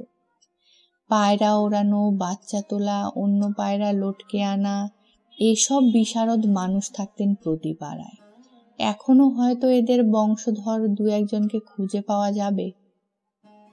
সতীপ্রসন্নর মনে পড়ল তাদের কালীঘাটের বাড়ির ছাদে উঠে এখনো 2-1টা বাড়ির চালে পায়রা বসার আড্ডা চোখে পড়ে। প্রচণ্ড রোদের মধ্যেও পায়রা ওড়ানো কিশোর, তার হাতের বাঁশের লগায় কালো কাপড়। হাতিবাগানে প্রতি রবিবার যে পাখির বাজার বসে, তাতে চুনিয়া মুনিয়া, বদ্রি, ময়না, টিয়া, লোমওয়ালা কুকুর, লাল নীল মাছ তো আসেই, আর আসে পায়রা। বেশ কিছুদিন আগে বাঁদরও আসত। তবে ইদানিং আর পাখির সেই শান নেই। মৌলালি আর রাসবিহারীর রথের মেলার কথা তো আগেই বলা হয়েছে। ধর্মতলার নিউ মার্কেটে মিনার্ভা সিনেমার পেছনে যে শুয়োরের মাংসের দোকানগুলি, তারই গা লাগোয়া পাখি বাজার। সামনে সার বাঁধা স্কুটার, মোটর সাইকেল, সাইকেল। পাখি বাজারের বেশিরভাগ খাঁচাই খালি। ওয়াইল্ড লাইফ অ্যাক্টের টানাপোড়েনে পাখি ব্যবসায়ীরা অনেকেই মুরগির মাংস বিক্রির লাইনে চলে যাচ্ছেন, তাতেও পেট ভরছে না। রাজহাঁস, খরগোশ, সাদা ইঁদুর, গিনিপিগ, পায়রা, টিয়া, চুনিয়া মুনিয়া, বদ্রি বিক্রি করে আর কতদিন পেট চালানো যাবে। নিউ মার্কেটের এই পাখি বাজারটিতে জায়গা খুবই কম। আগে এখানে কর্পোরেশনের বাগান ছিল, এখন পাখির বাজার। 82-তে বাজার ভাঙার পর এখানে উঠে এসেছে। তেমন আলো হাওয়া নেই, মশা এবং ইঁদুরের উপদ্রব। শীতেও ফ্যান চালাতে হয়। রামবাবুর ভ্যারাইটি বার্ডস এম্পোরিয়াম 1890 সালে তৈরি হওয়া পাখি আর জীবজন্তুর দোকান। রামবাবু বেঁচে নেই। ওর ছেলে সুনীল কুমার সেন এখন দোকানের মালিক। রামবাবুর দোকানটি ছাড়াও পাখি আর জীবজন্তুর পুরনো দোকানের মধ্যে নিউ মার্কেটে রয়েছে হোসেন জুস, তারকনাথ দত্তের দোকান, মহিউদ্দিন, ইসমাইল, জান মোহাম্মদের দোকান, KC Sen, SK Sen, De and Dutta. এখন অনেকেই আর নেই। দে অ্যান্ড দত্তের একজন পার্টনার তারকনাথ দত্ত আলাদা দোকান করেছেন। তিনি নবীনতম দোকানটির মালিক। তারকবাবুর মামা রামচন্দ্র সেন। তার কাছেই তারকবাবুর পাখি নিয়ে যাবতীয় জানাজানি। জেলেপাড়া লেনে ছিল রামবাবুর বাড়ি। তারকবাবুর বাড়ি ছিল শশীভূষণ দে স্ট্রিটে। ওর বাবা সোনার উপর কাজ করতেন। তারকবাবুর বয়স 60। পার্ক ম্যানশনের 9 নম্বর ঘরে থাকা আর্মেনিয়ান লিও আরা তারকবাবুকে বহু অচেনা পাখি চিনিয়েছেন। অনেক বয়স হয়ে যাওয়া এই আরমানি মানুষটির কাছে এখনো 2-4 পিস রেয়ার বার্ড আছে বলে তারকবাবু জানালেন। তবে তিনি সাধারণভাবে অচেনা লোককে পাখি দেখান না। তার স্মৃতিতে পৃথিবীর শ্রেষ্ঠতম বার্ড কালেক্টরদের নাম ঠিকানা আছে। তারকবাবু আমাদের স্মৃতি ফিরিয়ে দিচ্ছিলেন। রবীন্দ্রনাথ তার বাড়িতে গেছিলেন সবুজ ম্যাগপি পাখি দেখার জন্য। তখন ব্যারাকপুরে ওর বাগান বাড়ি ছিল, যার নাম এজরা স্ট্রিট। সেই ডেভিড এজরা পাখি জীবজন্তু পুষতেন। অবাঙালি শিকারী ক্যাচাররা তাকে বলতেন হিজরা সাহেব। ভারতীয় জাদুঘরের কাছাকাছি তার বাড়িতে ছিল মিনি চিড়িয়াখানা। কয়েকজন উড়িষ্যাবাসী তার এই চিড়িয়াঘরের দেখভাল করতেন। ক্যাচারদের বড় সম্মান ছিল এজরা সাহেবের কাছে। তিনি তাদের জিনিসের দাম তো দিতেনই, সঙ্গে নগদ বকশিস দিতেন। চেয়ারে বসিয়ে পিঠে হাত দিয়ে কথা বলতেন, সম্মান দিতেন, যত্ন করতেন। প্রতি বছর এই শীতের সময় একটি পিঙ্ক হেডেড ডাক নিয়ে আসত শিকারী। 600 টাকা দিয়ে সেই হাঁস কিনতেন এজরা সাহেব। প্রায় রোজই কুকুর নিয়ে বেড়াতে এসে তিনি তারকবাবুর দোকানে ঢুকতেন। মার্বেল প্যালেসের জিতেন্দ্রনাথ মল্লিক ওরফে গাবলুবাবু পাখি জীবজন্তুর ব্যাপারে খুব শৌখিন ছিলেন। একবার একটি অ্যালবিনো ব্ল্যাক বাক, যা প্রায় রেয়ার স্পিসিস, তখন 3610 টাকা দিয়ে বিক্রি করে গেল লখনৌয়ের আব্দুল মজিদ মিয়া। সে প্রায় 50 বছর আগের কথা। এজরা সাহেব সেই অ্যালবিনো ব্ল্যাক বাক নিয়ে গেলেন। তারপর গাবলুবাবু এসে খবর পেয়ে আফসোসের এক শেষ। আর একবার তারকবাবুরা ঠিক করেছিলেন হলদে ফুলটুসি পাঠাবেন ইংল্যান্ডের কেন্টে। সেই পাখি গাবলুবাবুর দেখে খুবই পছন্দ। তিনি পাখি না পেয়ে রাগ করে চলে গেলেন। তারকবাবুর মামা রামবাবু দোকানে এসে সব শুনে গাবলুবাবুকেই পাখিটি পাঠিয়ে দিতে বললেন। সে কলকাতায় AC Akuli, CKB Akuli, Lakshmikanta Akuli, Badrinath Akuli, KL Akuli ছিলেন নামকরা বার্ডস অ্যান্ড অ্যানিমেলস এক্সপোর্টার। টালাপোলের কাছে ছিল এদের বাড়ি। তখন কলকাতাতেই ছিলেন 35-40 জন এক্সপোর্টার। তারকবাবুর নিউ মার্কেটের দোকান, পাখির খাঁচা আর পাখিদের নিয়ে সত্যজিৎ রায় তার প্রতিদ্বন্দ্বী ছবির বেশ কয়েকটি শট নিয়েছিলেন। সেই যে সিদ্ধার্থ সাজা ধৃতিমান আর তার বন্ধু পাখি খুঁজতে নিউ মার্কেটে গেছে, তার দৃশ্যমালা। ভ্যারাইটি বার্ডসের কর্মচারী পরেশ দত্ত বললেন, বাঘ, হরিণ, হাতি সবই এক্সপোর্ট হতো একসময় এই কোম্পানি থেকে, কিন্তু সার্কাস কোম্পানি, চিড়িয়াখানা, প্রাইভেট কালেক্টররা মোহাম্মদ আলীর দোকানটি 100 বছরের ওপর। লখনৌ থেকে আসা এই পরিবারটি বহুদিন কলকাতায়। ওয়ার্ল্ড ওয়াইল্ড লাইফ অ্যাক্টের জন্য এদের সব খাঁচাই প্রায় ফাঁকা। মোহাম্মদ আলীর এক ছেলে মুরগির মাংসের ব্যবসা করছেন। কলকাতা ছাড়া ভারতবর্ষের আর কোথাও এমন পাখির বাজার ছিল না। সম্প্রতি দিল্লি এবং বোম্বেতে পাখির বাজার হয়েছে। পাখি ও শিকারী। পোষা ডাহুক দিয়ে ডাহুক ধরার গল্প আমরা স্কুলের পড়ার বইতে অনেকেই পড়েছি। খটিক, শিকারী পদবি পাওয়া মানুষেরা ছড়িয়ে আছেন বিহার, উত্তরপ্রদেশে। এদের জীবিকা পাখি শিকার। উত্তরবঙ্গে পাখি শিকারীদের বলে নলুয়া। নিষাদ বা ব্যাধ জাতির মানুষের কথা তো পাওয়া যায় প্রাচীন রচনাতেই। পাখি ধরার জন্য ব্যবহার করা হয় ফাঁদ, জাল, আঠাকাঠি, বিশেষ ধরনের খাঁচা। পাখি শিকারের জন্য তীর, গুলতি, বাটুল, বন্দুকের ছড়া, এয়ারগান। ধুপি এবং কুড়া পাখি দিয়ে পাখি শিকার করার রেওয়াজও ছিল পূর্ববঙ্গে। পোষা বাজ এবং শিকরে দিয়ে শিকার করার কথাও আমরা জানি। এমনকি রাজারাজরাও বাজ ও শিকারে ব্যবহার করতেন। বাংলার বুলবুল, শ্যামা, কোকিল, দোয়েল, পাপিয়া, বসন্ত বৌরি, মাছরাঙা, বউ কথা কও, কাঠঠোকরা, চিল, ফিঙে, পেঁচা, হাঁড়ি চাচা, টিয়া, চন্দনা ছাড়াও পোষার পাখি আসতো বিহার, উত্তরপ্রদেশ, উড়িষ্যা এবং অসম থেকে। অসম থেকে প্লেনে আসতো পাহাড়ি ময়না, বাকিরা ট্রেনে। কলকাতার পাতিপুকুরে, মেটেবুরুজে থাকতেন শিকারীরা। তারা অনেকেই মুসলমান। লাসাকাঠি, ফাঁদ, জাল ফেলে পাখি ধরতেন, বিক্রি করতেন। বসিরহাট, বারাসাত তখন ফাঁকা। সেখানে অনেক পাখি। পাখিরা খাঁচায় ধরা পড়ত। তারকবাবু বলেছিলেন মানুষ সাদা পেঁচাও পুষতেন। টুনটুনি, দুর্গা টুনটুনি, উর্দুল, চন্ডুল। এখন বেশিরভাগই অস্ট্রেলিয়ান কেস বার্ডস, নয়তো টিয়া, বদ্রি, চুনিয়া মুনিয়া। শখে অনেকে পোষেন, কেউ কেউ একটু বড় জায়গা করে বাচ্চা তুলে 2 পয়সা করেও নিচ্ছেন। সে রোজগারও মন্দ নয়। তিনি বিদেশে পাঠিয়েছেন হলদে চন্দনা, হলদে ফুলটুসি, নীল টিয়া। হায় সালিম আলী। সালিম আলী মারা গেছেন। নেই সত্যচরণ লাহা, সৌরীন্দ্রমোহন ঠাকুর, রামকৃষ্ণ লাহিড়ীর মতো মানুষ। পাখিকে জল ছোলা খাওয়ানো, পাকা কলা বা আমের টুকরোটি মুখে ধরে দেওয়ার মতো সময় আর ধৈর্য কই কচি বয়সের। তার জন্য কমিক্স, টিভি, ভিডিও আর ভিসিআরের কত না উত্তেজনা অপেক্ষা করছে।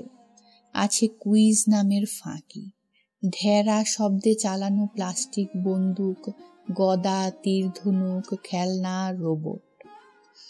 পাখির সামনে দাঁড়িয়ে তাকে ভালোবাসা, অরণ্য অথবা প্রকৃতিকে কাছে টানার স্বপ্ন ক্রমশ দূরগামী ছায়া মাত্র।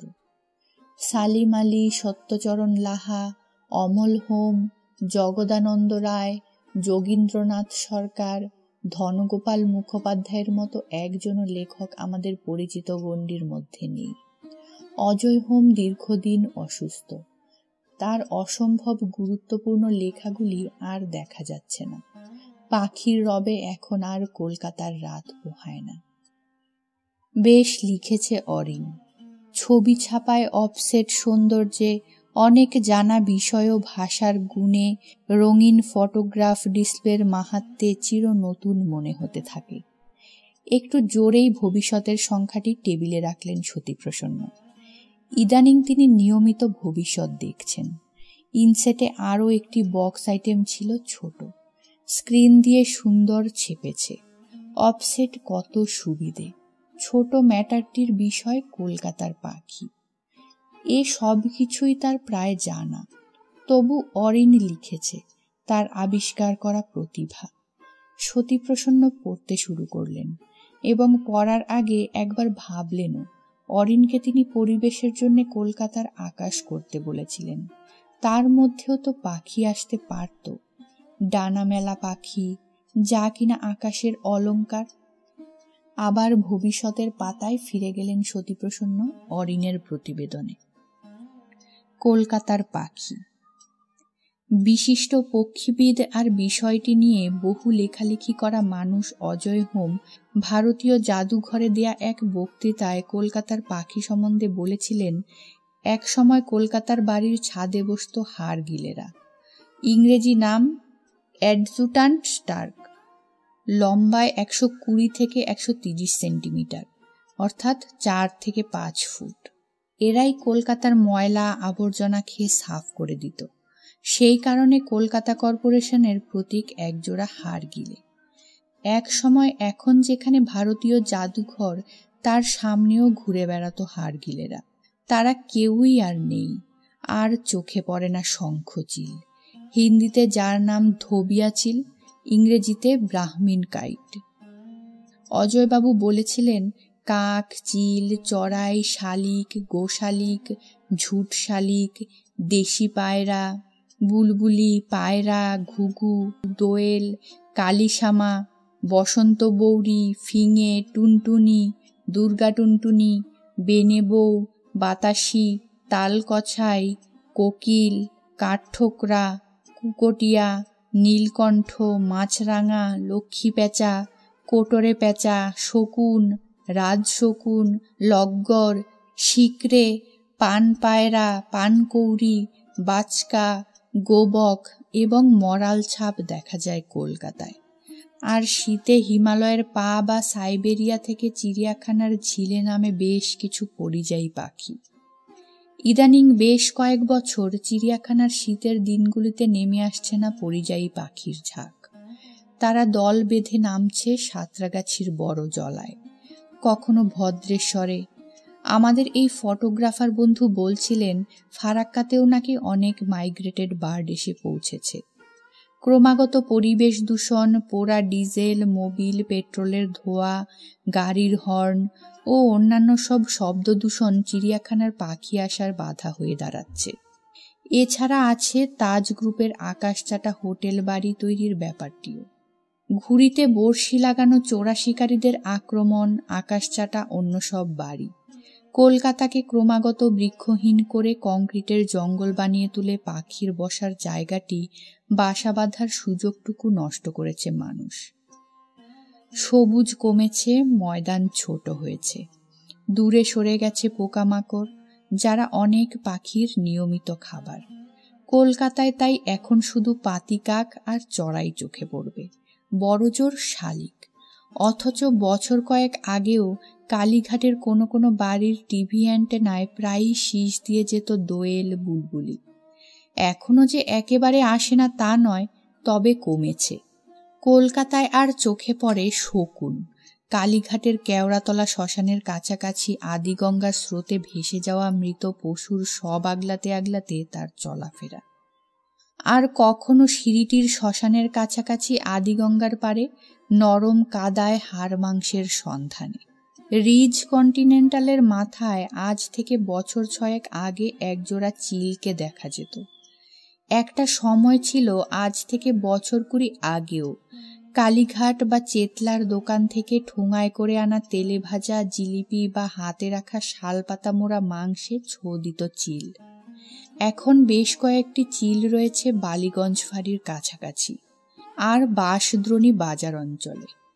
তারা এখনো খাবারের ঠোঙায় শিকারী যুদ্ধবিমান হয়ে নেমে আসে। কোনো ভিজে মেঘের দুপুরে ডেকে ওঠা চিলেরা বিষাদ বাড়িয়ে তোলে। কলকাতার কাক বাসা বাঁধে ইলেকট্রিক তারে, চড়াই ঘরের ঘুলঘুলিতে, শালিকও বাসা বানায় আশেপাশে। গ্রীষ্মদিনে ঘাড় বেঁকানো তৃষ্ণার্ত কাক যখন একটু ঠোঁট ফাঁক করে আমাদের দিকে তাকায়, তখন তা হয়ে ওঠে ছবির বিষয়। জ্যোতিষীর সঙ্গে খাঁচায় খাঁচায় ঘোরা ভাগ্যের পর্চা খোলা টিয়ারা তো এই কলকাতার ফুটপাতে হামেশাই চোখে পড়ে, নয়তো রবিবারের ময়দানে ঘাসের ওপর খরিদ্দারের প্রত্যাশায়।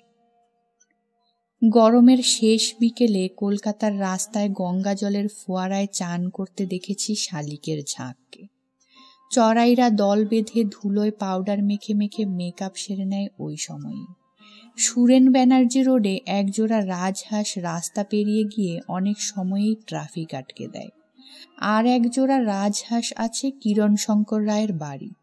তারা নতুন মানুষ দেখলেই তাড়া করে। রয়েছে কিছু হাঁস, মুরগি, পায়রা, খাঁচাবন্দি টিয়া, চন্দনা, ময়না। তাদের কথা একটু বিশদে অন্য একটি লেখায় বলেছি। ইদানিং কলকাতার উত্তরে এবং দক্ষিণে ফুটপাত বাগান করার ঝোঁক দেখা যাচ্ছে। হকার আটকাতে বা ফুল ফোটাতে এইসব বাগান তাদের নিজস্ব ভূমিকায় উজ্জ্বল। কোনো কোনো ফুটপাতে ফুলের গল্প শোনানো বাগান আছে। কোনো কোনো বাগান আছে বদ্রি, চুনিয়া মুনিয়া, টিয়া, লাভবার্ড। গত 10-12 বছর ধরে ব্যাপারটি গড়ে উঠেছে। কালীঘাট, রাসবিহারী, বেলতলা, বিবেকানন্দ রোড, নিমতলা অঞ্চলে এমন ফুটপাত চোখে পড়ে। কলকাতার আকাশে এই 10 বছর আগেও উড়ে যেত লক্ষ্মী পেঁচা, আর পরিযায়ী পাখিরা বহু দূর থেকে দক্ষিণের আলিপুর চিড়িয়াখানার জলে নামার জন্যে সার বেঁধে উড়ে যেত কালীঘাট, চেতলা, আলিপুরের আকাশ দিয়ে। অজয় হোম কিছুদিন আগে কলকাতার পাখি প্রসঙ্গে একটি কাগজে লিখেছিলেন তিনি কলকাতার যেসব বাড়ির বাগানে আতা গাছ আছে সেখানে বেনে বউ দেখেছেন। তাল, চড়াই, শকুন দেখেছেন বালিগঞ্জ পার্ক সার্কাস অঞ্চলে। এখানেই তার চোখে পড়েছে দেশি পাউয়ে, বুলবুল, ঘুঘু, কালীশ্যামা, গোশালিক, দোয়েল। বালিগঞ্জ পার্ক সার্কাস এলাকায় অবশ্য কিছু বড় বড় গাছ আছে, কিন্তু এই সব পাখিরা আজও পরিবেশ এবং শব্দ দূষণ সহ্য করে থাকতে পারছে কিনা তা নিয়ে সংশয় থাকে। চিড়িয়াখানার পক্ষী সংসার। কলকাতার আলিপুর চিড়িয়াখানায় দেশি বিদেশি মিলিয়ে আছে প্রায় 100 জাতের পাখি। তারা চিড়িয়াখানার স্থায়ী বাসিন্দা। এছাড়া ফেব্রুয়ারির মাঝামাঝি থেকে 25 ফেব্রুয়ারি পর্যন্ত চিড়িয়াখানার বড় জলাটিতে উড়ে আসে নাকতা, ছোট সরাল, বড় সরাল, নীলডানা আর সূচিপুচ্ছ হাঁসেরা। সংখ্যায় এরা প্রায় 7-8 হাজার। বছর 10 আগেও 1012 পরিযায়ী পাখি আসতো উড়ে। তারও বছর 10 আগে 14-15 হাজার। তখন এদের আসার সময়টা ছিল কিছু আগে, জানুয়ারি মাসে। এই পাখিদের ভেতর শতকরা 60টি হিমালয়ের পা থেকে উড়ে আসে, 40টি সাইবেরিয়ার বরফ আর হিম ডানায় মেখে।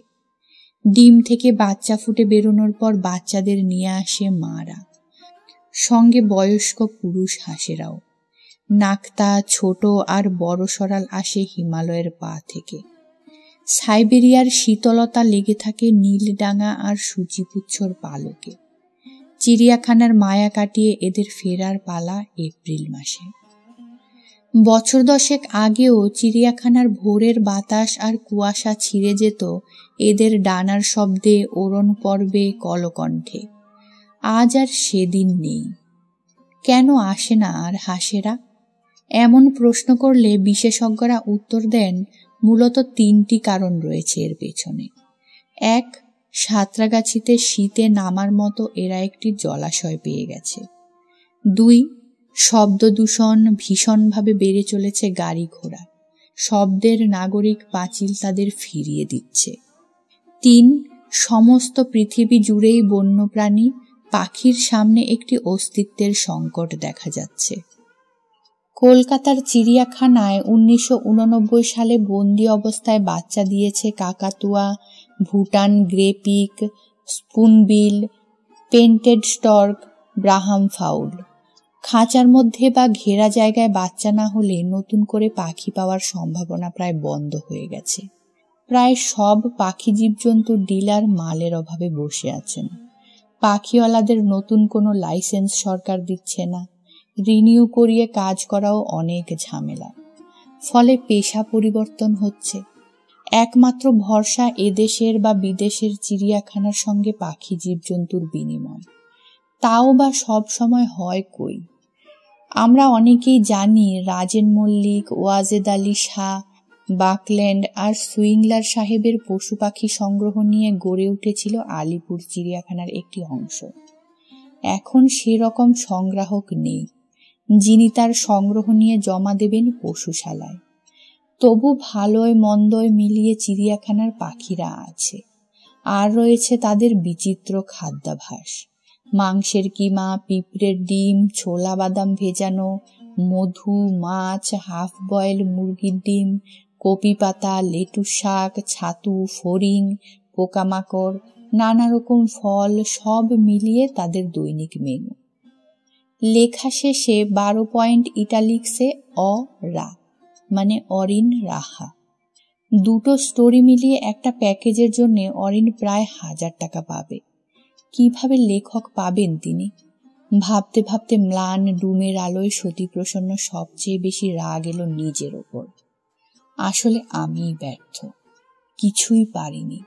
একজন ব্যর্থ মানুষ, ব্যর্থ সম্পাদক, ব্যর্থ প্রকাশক হিসেবেও। শুধু নিজের সঙ্গে নিজেই প্রতারণা করে গেছি, কিছুই হলো না। এই বর্ষাতেও নাকি প্রায় শরতে অরিন বারে বারে শীতের প্রসঙ্গ এনেছে। শীত মানেই তো পাখি, ডানা নেড়ে নেড়ে তাদের উড়ে আসা আমাদের এই শহরের আশেপাশে। সতীপ্রসন্নর মনে হলো ইচ্ছে করেই এনেছে অরিন শীত প্রসঙ্গ। এক গাদা প্রুফ পড়ে আছে, সেদিকে তাকিয়ে হাই উঠল সতীপ্রসন্নর। আজই প্রিন্ট অর্ডার না দিলে নয়, কাগজ আটকে যাবে। তারপর পাতার নম্বর, ফর্মা, লেখকের নাম মিলিয়ে মিলিয়ে সূচিপত্র তৈরি করে ফেলা, সেটাও যথেষ্ট বোরিং। এই একঘেয়ে থ্যাঙ্কলেস জব করতে করতে সতীপ্রসন্ন ইদানিং প্রায়ই ক্লান্ত হয়ে পড়েন শরীরে ও মনে। অরিন যা লিখেছে এই সবই তো পরিবেশের মলাট কাহিনী হতে পারত। তিনিও তো খুব যত্ন করেই ছাপতেন। মলাটে অরিনের নাম রঙিন অক্ষরে, আর তার কাগজের মলাটও তো ছাপা হয় অফসেটে, 4 কালার অফসেট। অবশ্য ভেতরে এত ভালো কালার ডিসপ্লে, কাট আউট করে পাখির উড়ন্ত রঙিন ডানার ভেতর ম্যাটার ঢুকিয়ে কায়দা করার টেকনোলজি তার নেই। এখানেই হার। সতীপ্রসন্ন টেবিল থেকে ভবিষ্যৎ তুলে নিলেন, জোরে জোরে পাতা উল্টে দেখলেন, বিড়বিড় করে কি যেন বললেন, তারপর আবার রেখে দিলেন টেবিলে, আবার হাতে নিলেন, তারপর সরিয়ে রাখলেন একটু দূরে হাতের বাইরে।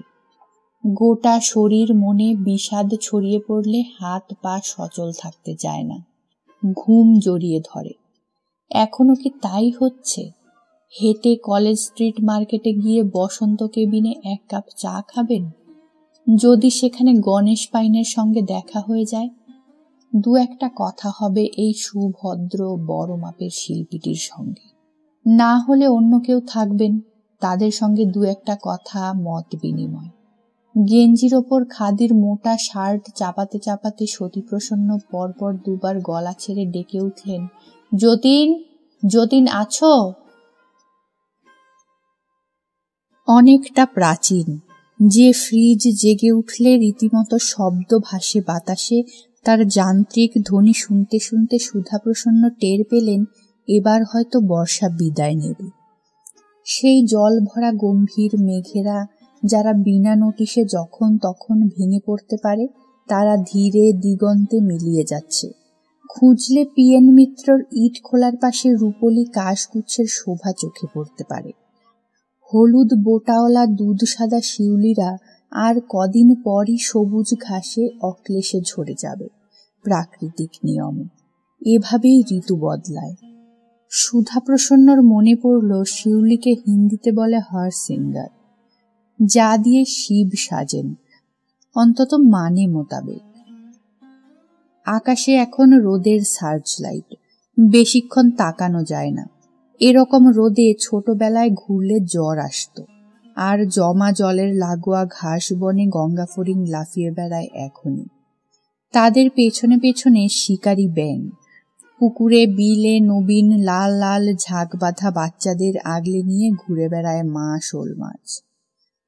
তার পুরুষ্ঠু কালচে শরীরে সবুজাভ জল এবং মেঘের ছায়া লেগে থাকে।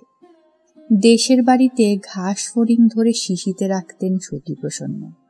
ছোটবেলা থেকেই প্রকৃতি পাঠের দিকে ওর নজর। প্রকৃতির পাঠশালায় নিত্য নতুন বর্ণমালা পড়ে ফেলার চেষ্টা।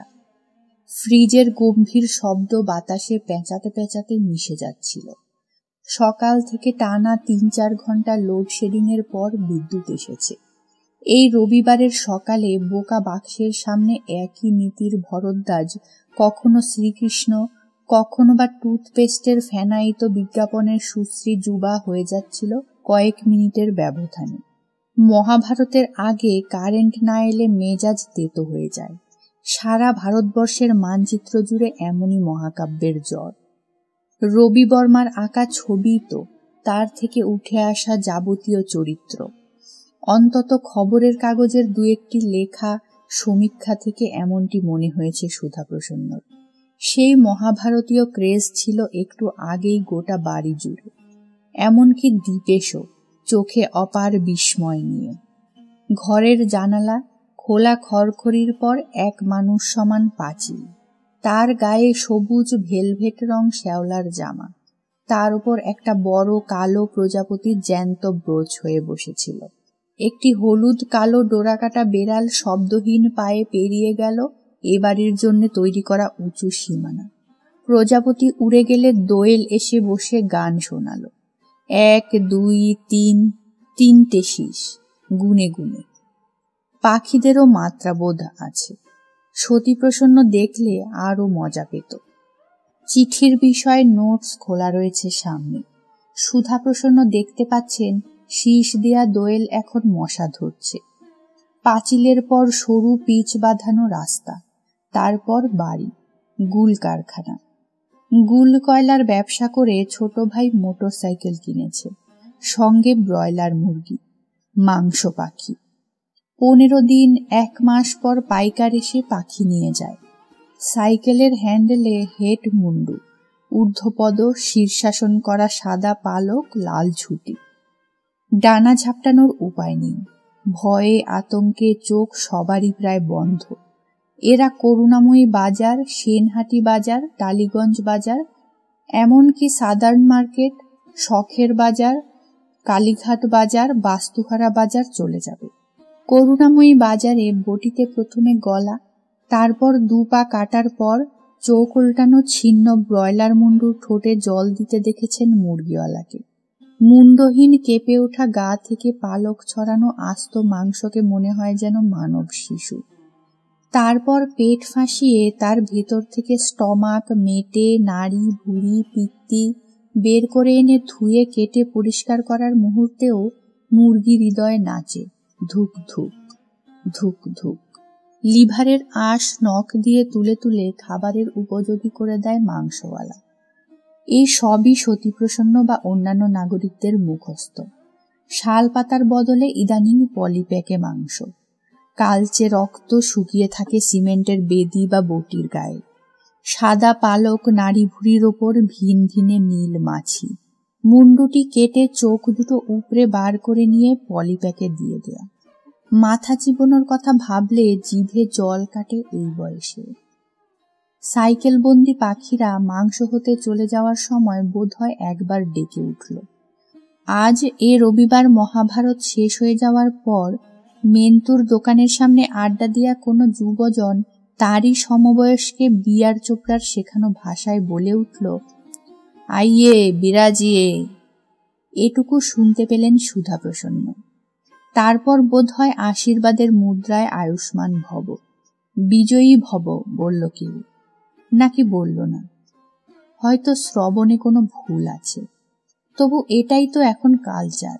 পিতাশ্রী, মাতাশ্রী, তাতশ্রী, মামাশ্রী, ভাতাশ্রী। আমরা সবাই চারপাশের এই অপার শ্রীহীনতার মধ্যে কেমন যেন শ্রীমান হয়ে উঠতে পেরেছি, অন্তত এটুকু সেলুলয়েড বোকামিতে। সাইকেল রিক্সা চলে যায় হর্ন দিতে দিতে, পেছনে অটো, তারপর লরি।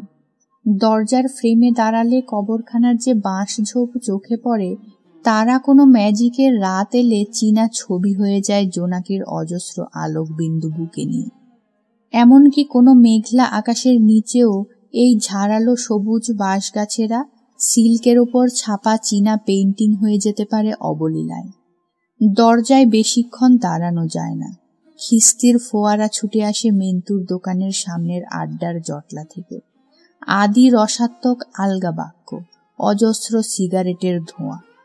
ঘরে ফিরে এসে চৌকির ওপর আধ শোয়া হতে হতে তিনি যে আকাশ, যে রোদ পেলেন তা তো আলাদা করে তার মতন কিছু নয়। সপ্তাহের সব দিনই তো তার রবিবার, রিটায়ারমেন্টের গড়িমসি। করব। রবিবার তো শুধু উপভোগ্য অফিস, আদালত, ব্যবসাস্থল যাত্রী মানুষদের কাছে। তার এই অনন্ত ছুটির মধ্যে আলাদাভাবে এই সাপ্তাহিক ছুটির কোনো মাত্রা নেই। হুগলি জেলার রাজহাট গ্রামে ময়ূরের ডিম পাড়ার জায়গা নষ্ট হয়ে যাচ্ছে। সেখানকার 10টি ইট ভাটার মালিকেরা ইট পোড়ানোর জন্য যেখানে সেখানে মাটি কেটে ফেলে গ্রামের ঝোপঝাড় নষ্ট করে ময়ূরের ডিম পাড়ার জায়গা মুছে দিচ্ছে। এই সব ডিম সংগ্রহ করে বাজারে বিক্রি করছে স্থানীয় কিছু মানুষ। আজও সেখানে ময়ূরালয় হয়নি, অথচ ওখানে বেশ কয়েকটি ময়ূর আছে।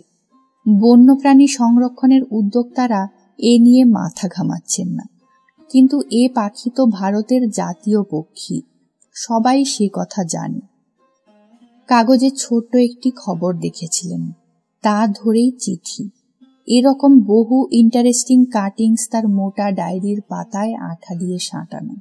যেমন গত 30 বছরের মধ্যে এই প্রথম তুষার চিতা বন্দি অবস্থায় বাচ্চা দিল দার্জিলিংয়ের চিড়িয়াখানায়।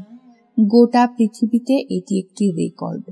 আবার দুর্লভ প্রজাতির ক্ষুদে তিমি পিগমি স্পার্ম মৃত অবস্থায় পাওয়া গেছে আন্দামান উপকূলে। 2 মিটার 25 সেন্টিমিটার লম্বা এই পিগমি স্পার্ম আছে বিশ্বের খুব কম সমুদ্রাঞ্চলে।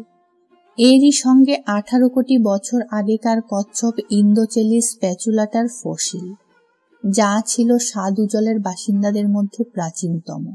পাওয়া গেছে প্রাণহিতা গোদাবরী উপত্যকায় একটি চুনা পাথরের আস্তরণের ভেতর থেকে। তার খবরও সোভিয়েত রাশিয়ার বাথটবে সুইমিং পুলে জন্মানো জলশিশুদের কথাও তার কাটিংস ক্লিপিং ফাইলে। ও দেশে প্রথম জলশিশুর জন্ম হয়েছিল 1972 সালে। এখন এরকম শিশুর সংখ্যা 1000। এই রকম জন্মের ফলে মায়েদের কষ্ট কমে, বাচ্চারা হয় স্বাস্থ্যোজ্জ্বল, তাদের মানসিক এবং শারীরিক বিকাশ ঘটে দ্রুত। রান্নাঘর থেকে নারকেল পাতা পোড়া গন্ধ মিশে যাচ্ছে বাতাসে। অপরাজিতা বা মনোরমা কেউ একজন সিলিন্ডারের গ্যাস বাঁচাতে শলা বের করে নেয়া নারকেল পাতায় কোনো রান্না চাপিয়েছেন। প্রাচীন ফ্রিজ মাঝে মাঝেই নিজস্ব গর্জন পৌঁছে দিচ্ছে কানে। সুধাপ্রসন্ন রাজারহাটের ময়ূরদের কথা, তাদের ভবিষ্যৎ সন্তান সন্ততির কথা ভাবছিলেন।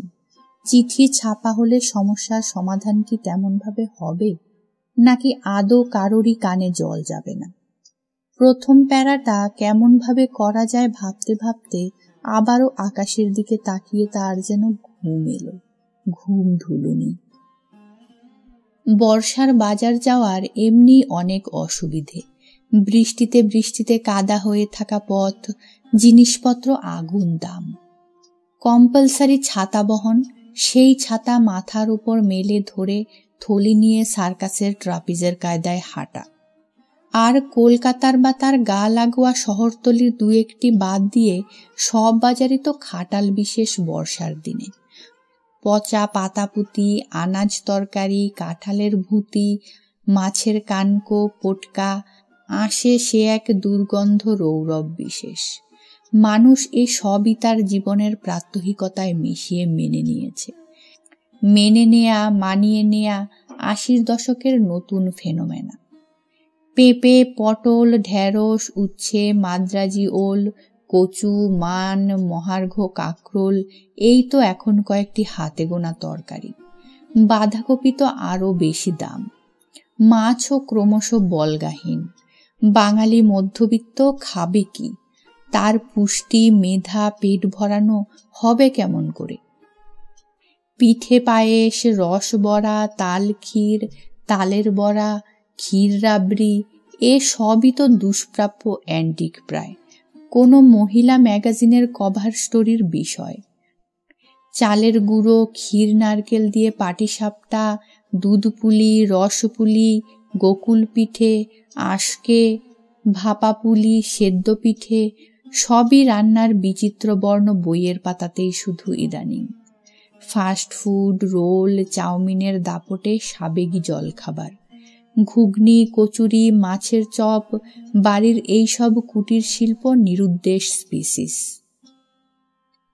সতীপ্রসন্ন কতদিন নেদস মাছ খাননি, আরও কত দিন খোলসে, বড়ি বেগুন খোলসে মাছ দিয়ে ঝোলের স্মৃতি মিউজিয়াম পিস হয়ে গেল নাকি? মাঠে ব্যাপক কীটনাশক এইসব মাছকে ঘাড় ধাক্কা দিয়ে দূরে পাঠিয়েছে, অথচ ওয়ার্ল্ড ওয়াইল্ড লাইফের প্রচণ্ড কড়াকড়িতেও বাজারে বাজারে কচ্ছপের মাংস, ডিম। শিয়ালদার কাছাকাছি মহাত্মা গান্ধী রোডের ওপর স্তূপ করা খোলাবন্দি ওল্টানো মাংসেরা বোধহয় কেউই দেখার নেই। ছাতা থলি হাত বদল করে করে এগোনো বাড়ির পথে। ফ্রিজে ঢুকবে বলে ব্যাগের ভার কিন্তু বেশি, একটু তেল মশলাও আছে। আকাশের রং দেখে বোঝার উপায় নেই বেলা কত হলো। মেঘের আড়ালে গোপনে তা বেড়েছে, অথচ ঋতুর হিসেবে তো এমনটি হওয়ার কথা ছিল না। করুণাময়ী কালীবাড়িতে পুজো দেওয়ার জন্য যাচ্ছিলেন কেউ কেউ, এঁকে বেঁকে ভিড় কাটিয়ে ছুটে যাচ্ছিল দুঃসাহসী অটোরিকশা। বাড়ি ঢোকার আগে ডান দিকে ছায়ালো নিমের নিচে মেন্তু ভাণ্ডারীর দোকানে তালা দেখলেন সতীপ্রসন্ন। টিনের শেডটি নামানো। বুঝতে পারলেন মেন্তু হয় বেহালা চৌরাস্তা, নয়তো দেশে গেছে। বিবাহ সিজনে নরসুন্দর হিসেবে দু একটি অনুষ্ঠানে তার ডাক পড়ে। মেন্তু বাবার আমলের পুরনো যজমান ছাড়েনি, রোজগার মন্দ নয়। বেহালা চৌরাস্তা থেকে তার দোকানের মাল আসে। গেট ঠেলে ভেতরে ঢোকার আগে দীপেশকে ওদিক থেকে আসতে দেখলেন। বাইরে যাবে, তার সামনে আসতে বাতাসে চন্দনের গন্ধ। একটু আগে দাড়ি কামিয়ে স্নান সেরেছে, খুব ফ্রেশ লাগছে। সরু পা আলিগড়ি, তার উপর হাঁটু ঝুলের পাঞ্জাবি, ঢোলা হাতা, গোল গলা, লক্ষ্ণৌ কাটিং, দীর্ঘ সুপুরুষ, চওড়া বুকের ছাতি। ছাতা নিলি না? আকাশে মেঘ আছে। এ বাড়িতে থাকা পরবর্তী প্রজন্মের একমাত্র প্রতিনিধিকে সাবধান করতে চাইলেন সতীপ্রসন্ন। দীপেশ আলতো করে ঘাড় নাড়ল। অস্ফুটে লাগবে না শব্দটি ছড়ালো বাতাসে। বর্ষায় এরকম মেঘলা আঁধারে কোনো মানুষ যদি একলা মুছে যায়, তার জন্য মন খারাপ হয়েই থাকে। কখন ফিরবে কোনো ঠিক নেই। ভাত খেয়ে বেরিয়েছে কিনা তাই বা কে জানে। কি এক ঘোরে রয়েছে ইদানিং তার শরদিয়া ভাইপোটি। সব সৃষ্টিশীল মানুষই বোধ হয় প্রায় সময়ই এমন স্বভাব, ঘোরে। ছাতা থলি সামলে আগর পেরিয়ে কাঠের দরজা ঠেলে ভেতরে আসার সঙ্গে সঙ্গে ঠান্ডা বাতাস আর বৃষ্টি। দীপেশ কি বাস স্ট্যান্ড পর্যন্ত পৌঁছতে পেরেছে, কিংবা কোনো অটোয় সওয়ার হয়ে গন্তব্যে, নাকি একলা ভিজছে, যেমন ভিজে যায় দুঃখী একলা মানুষ? বর্ষালু বাতাস বৃষ্টিকে এদিক ওদিক করে দিচ্ছিল। রান্নাঘরের ভেতর থলি রাখতে রাখতে সতীপ্রসন্ন সাঁতলা ভাজা মুড়ি খেতে চাইলেন। সামান্য গরম তেলে মুড়ি, পোস্ত, পেঁয়াজ, লঙ্কা ভেজে মুচমুচে মুখরোচক এই বর্ষা দিনে। মনোরমা নাকি অপরাজিতা, কাকে জানাবেন মনের ইচ্ছেটি? নিজেই বুঝতে পারলেন না ঠিক মতো। এই দুই নারী তাকে নানাভাবেই ঘিরে রেখেছেন জীবনের উষ্ণতায়, রূপে, রসে, বর্ণে, গন্ধে। আপাত বিষাদের মধ্যে নানান হেরে যাওয়ার ঘোরে সাঁতলা ভাজা মুড়ি আসবে এক বাটি, এটুকুই তার কাছে বেঁচে থাকার উত্তেজনা। এই বর্ষায় রসুন, কাঁচা তেল, চাল ভাজা, ছোলা ভাজা জীবনও কম মোহময় নয়। কিন্তু আজ সাঁতলা ভাজাতেই উত্তেজক মশলা ছিল। মুড়ির বাটি হাতে মনোরমা নয়, অপরাজিতাই এই মেঘলা আলো ভেঙে তার স্টাডিতে এলেন। দাদাকে বলতে বলতে অপরাজিতার হাত থেকে মুড়ির বাটি নিতে নিতে হাতে উষ্ণতার স্পর্শে সচকিত হয়ে, এটুকু শরীরের নয়, কারণ বয়স হয়েছে, মুড়িতে যে উত্তাপ তারই ছোঁয়াটুকু হাতে। সামান্য ঠোঁট ফাঁক করে হাসির রহস্যে অপরাজিতার চলে যাওয়া। রান্নাঘরের হলুদ মশলা লাগা আঁচলটি শরীর বেরিয়ে টেনে নেয়ার ভঙ্গিমায় আজও সেজে কোনো নারী, যেমনটি সতীপ্রসন্নর যৌবনে নানান ওঠাপড়ায়। মুড়ির বাটি হাতে তার মনে পড়ল বহুদিন আগে বাড়ির সামনের গাছে আসা বেনে বউ পাখিটিকে।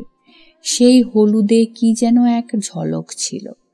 আজ অনেক দিন পর মুড়ির বাটি, বর্ষণ, হলুদ মাখা আঁচলের ঝলক সব মিলিয়ে যেন বেনে বউয়ের উড়ে যাওয়া। সতীপ্রসন্ন সুখ পেলেন।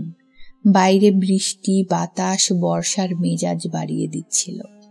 একটু পরে জল নিয়ে ঢুকলেন মনোরমা। তখন মুড়ি শেষ হয়নি সতীপ্রসন্নর। এই বর্ষায় কিভাবে কলেজ স্ট্রিট পৌঁছবেন আর সেখান থেকে আবারও ফিরে আসবেন, ভিড়, কাদা, জল, জ্যাম পেরিয়ে ভাবতে ভাবতে এক ঢোক জল খেলেন। দোতলায় হরবংশ মেহতার ভিডিও ক্যাসেটে কোনো নতুন মারদাঙ্গা নাচ গানা, আর একতলায় পুরনো ফ্রিজের ঝংকার। দাঁতের ফাঁকে পোস্তর দানা থাকলে জিভের নাড়াচাড়ায় তাকে বের করে না আনা পর্যন্ত অস্বস্তিতে ছিলেন সতীপ্রসন্ন।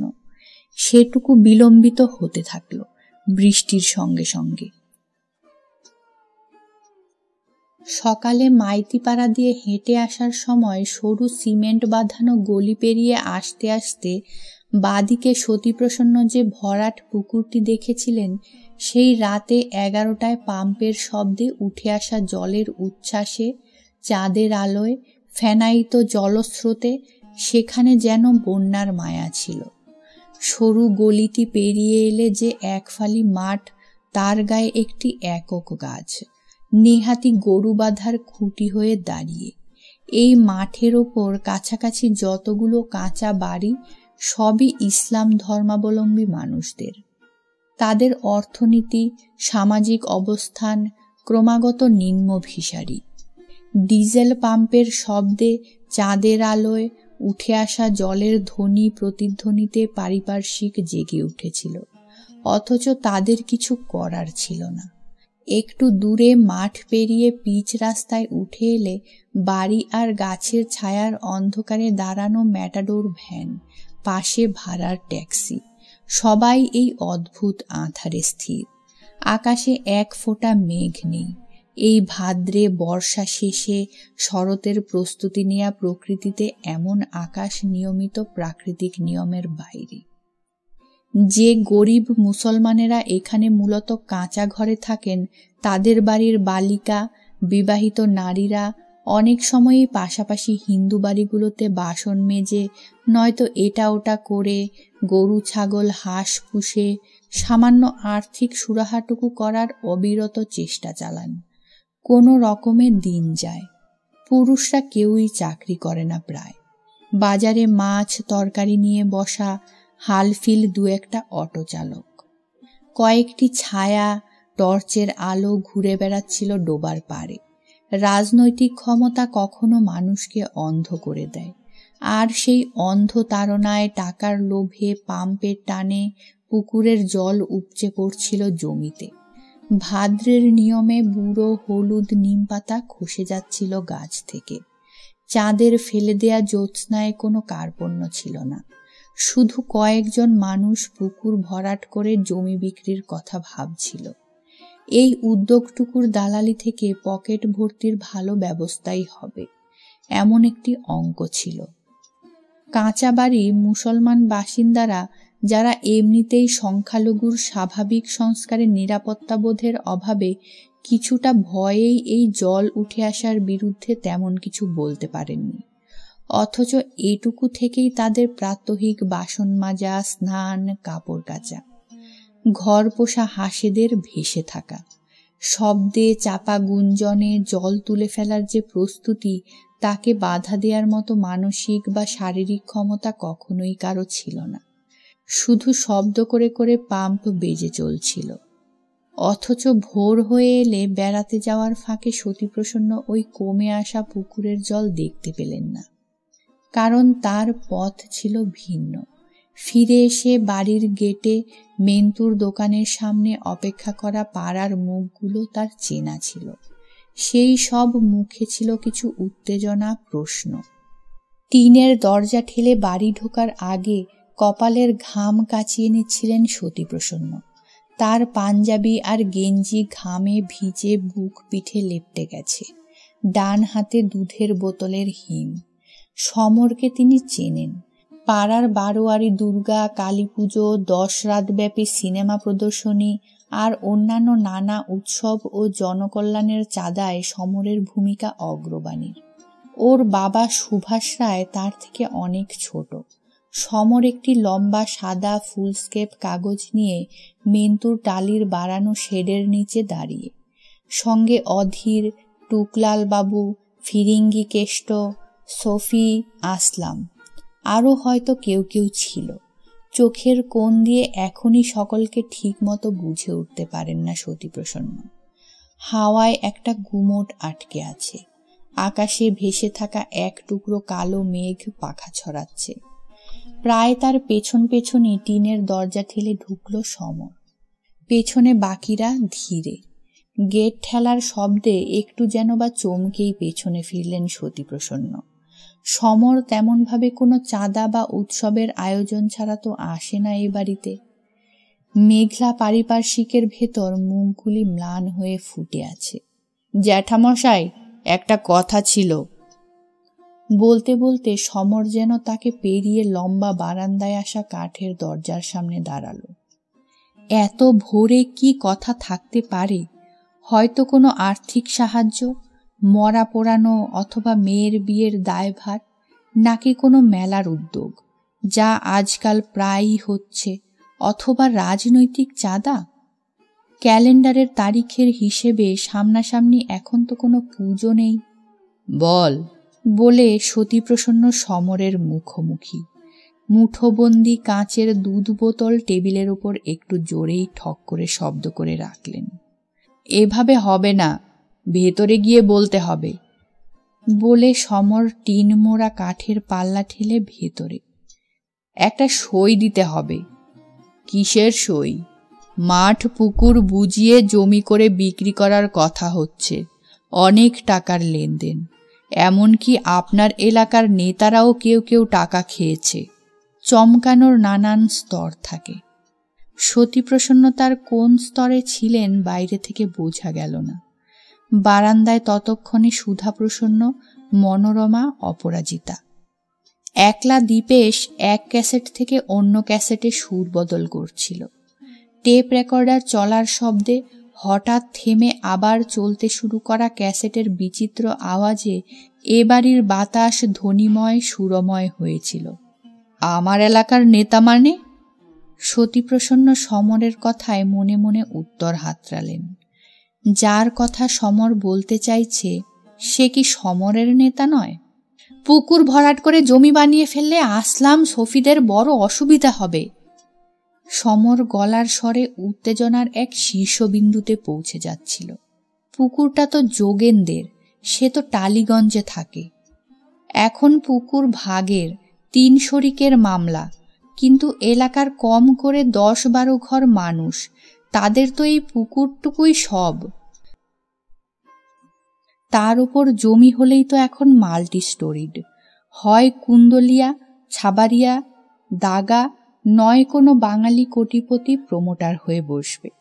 কংক্রিটের থামের ওপর সরু মতন আকাশ খাবলানো বাড়ি, স্কোয়ার ফুটের মাপা খাঁচা, আমাদের ক্লাবের কাছাকাছি খেলার মাঠ, বাচ্চাদের জন্য একটা কমপ্লেক্স, এ সবই তো ক্লাব তৈরি করার সময় পরিকল্পনায় ছিল।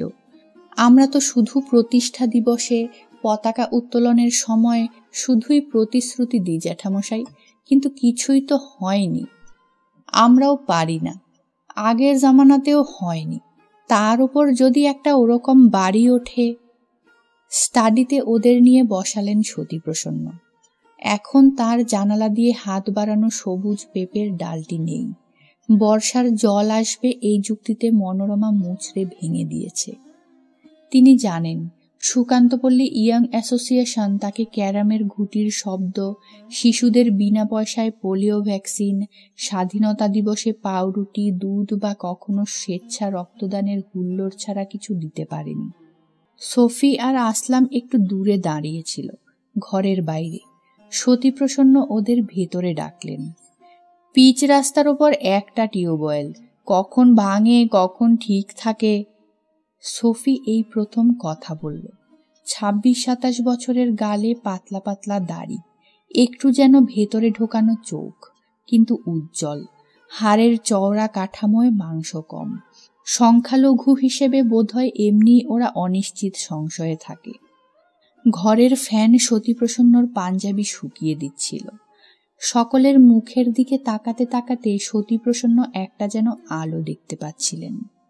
আমরা পাম্পে জল তোলা বন্ধ করে দিয়েছি জ্যাঠামশাই। এ নিয়ে বাড়ি বাড়ি ঘুরে মাস ক্যাম্পেন, সই কালেকশনে বেরিয়েছি। নিয়ে লোকাল এমএলএ আর কাউন্সিলরের কাছে জমা দেব। টাকা খাওয়াখাওয়ির ব্যাপার আমরা জানি। আপনার আমার চেনা মানুষ। বড় বড় কথা বলা, আদর্শের বকুনি ঝাড়া, অনেক ওজনদার চাঁইয়ের পেছনে। তবুও ব্যাপারটা ছাড়ব না, শেষ দেখব। সতীপ্রসন্নর মনে পড়ল সমররা কয়েকদিন আগে তার বাড়ির দেয়ালে লিখেছিল, কেন্দ্রের বঞ্চনার বিরুদ্ধে আশার আলো বক্রেশ্বর রক্ত দিয়ে গড়ে তুলব। যারা পয়সা নিয়ে পুকুর বুজিয়ে জমি লেনদেনের এই নোংরা খেলা খেলছে, সমরের সুরে তিনি কি কোনো ডিসিডেন্ট ভয়েস পেলেন?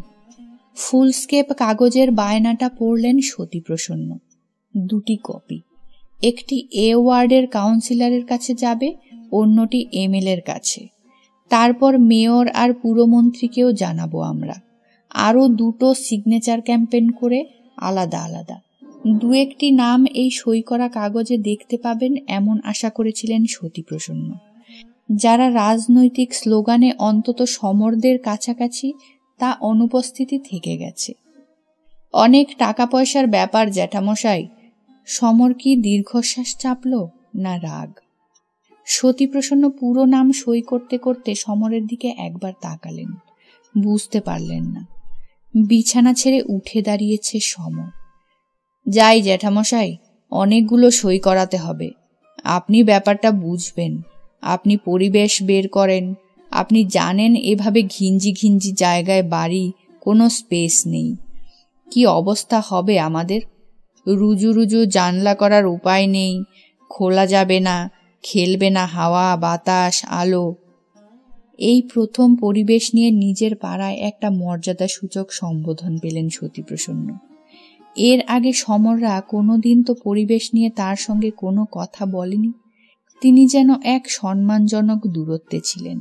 বড়জোর পাড়ার রবীন্দ্র নজরুল সুকান্ত সন্ধ্যায় প্রধান অতিথি, বা বার্ষিক স্পর্শে ফর্সা জামাকাপড় পরে ওয়ার্ডে কাউন্সিলরের পাশে বসা, গলায় মালা পরা, বানানো হাসি হাসা। কিছু বানানো বাণী, অমুক করতে হবে তমুক করতে হবে, বাধা গদ সব, যা বড়ই ক্লান্তিকর। কিন্তু কিছু করার নেই সমর, যেন স্রোতের উল্টো দিকে গিয়েই বললেন সতীপ্রসন্ন। আর তারপর আবারও আগের কথার জের টেনে, এই শহর যেভাবে বাড়ছে তুমি আমি কেউ একা ঠেকাতে পারবো না। গঙ্গা নদী তো শহরটাকে একদিকে আটকে দিয়েছে। ফলে সল্টলেক, বাগুইহাটি, দমদম কলকাতা হলো। জোকা, ব্রহ্মপুর, ঠাকুরপুকুর, সরসুনা, হরিদেবপুর, শিবরামপুর, সুভাষগ্রাম, সব নাম খবরের কাগজে ফ্ল্যাটের বিজ্ঞাপন দেখতে দেখতে কলকাতা বলে জেনে গেলাম। মাল্টি স্টোরিড বাড়ি হবে, সবুজ কাটা পড়বে, পুরনো ঐতিহাসিক বাড়ি ভাঙা যাবে। আমরা সংকুচিত হব, গণ্ডি ছোট হবে। কিছু করার নেই সমর। এত মানুষ যাবে কোথায়? তবে তার মধ্যেই পরিবেশটা বাঁচানো দরকার। তবু কিছু একটা তো করতে হবে জ্যাঠামশাই। বাবার কাছে শুনেছি কালীঘাটের বাড়ি থেকে এখানে যখন আপনারা বাড়ি করে চলে এলেন, তখন খালি পেয়ারা বাগান, পুকুর, আশফলের বাগান, বাঁশঝোপ, কবরখানা, বেজি, শেয়াল, সাপ, বাঘডাসা। কালীঘাটের বাড়িতে আপনাদের সকলের কুলোচ্ছিল না। সুভাষ সব জানে। ও তো ছোটবেলা থেকেই আমাদের দেখছে। ইলেকট্রিক লাইট ছিল না, ট্যাপ ওয়াটারের লাইন নেই, বাস রুট হয়নি। বাস বলতে 14 নম্বর, চণ্ডীতলা নেমে হেঁটে আসা। তখন কালীঘাটের বাড়ির অনেকেই পিকনিক করতে আসতো এ বাড়ির আশেপাশে ফাঁকা মাঠে। কিভাবে এই এলাকা ভর্তি হয়ে গেল! কত সাপ মেরেছে তোদের জেঠিমা, আমি। বড় বড় বিছে, শেয়ালে ছাগল বাচ্চা নিয়ে যায়, পোষা হাঁস মুরগি ধরে টানে। সন্ধে 6টা-7টার পর ঘুটঘুটে অন্ধকার। আর এখন পুকুরে টান পড়েছে, মানুষ সেখানেও বাড়ি করবে। বহুতল বানাবে। তবু তো ইকোলজিক্যাল ব্যালেন্স, যে কদিন পারা যায় রোদে জলে হাওয়ায় থাকা, তার উপর টাকা খেয়ে এমন করা। সমরের গলায় সতীপ্রসন্ন চমকে উঠলেন। তার মনে হলো 10 বছর ধরে পরিবেশ করে তিনি খুব একটা ভুল পথে এগোননি। আসুন না জ্যাঠামশাই, পুকুরটা দেখে যান, এক রাতে কি অবস্থা হয়েছে। বোধহয় আসলামই বলল তাকে। সমর, সফি, আসলাম, টুকলাল, বাবু, ফিরিঙ্গি কেষ্ট সকলের সঙ্গে সতীপ্রসন্ন হাঁটছিলেন। তার বাড়ি থেকে মাঠ পুকুর 2 মিনিট। সামনে এসে দাঁড়াতে মেঘলা ছায়ায় দেখতে পেলেন পুকুরের সবুজ জল অনেকটা নিচে।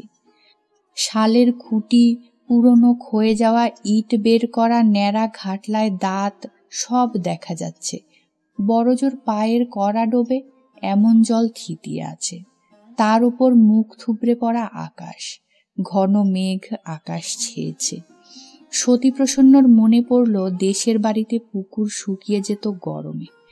তখন কাদায় আটকানো জিওল মাছের সঙ্গে খুঁজে পাওয়া যেত হারিয়ে যাওয়া কাঁসার বাটি, ভাঙা দইয়ের হাঁড়ি, মাটির কলসির গলা, রুপোল মল বা চুটকি, হয়তো বহুকাল আগে খুলে পড়ে যাওয়া সোনার আংটিও।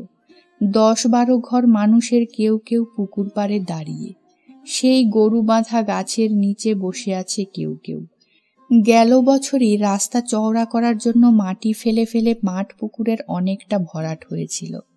মাটির পর শাল বল্লা পুঁতে পুঁতে রাস্তাকে পোক্ত করা। 2টি হাঁস স্থির হয়েছিল জলের ওপর। এই উঁচু মাটিতে কাল রাতের জলস্রোতের চিহ্ন। এখানে ওখানে কাদা, পিছল, জল বহনের গভীর দাগ পড়ে আছে মাটির বুকে।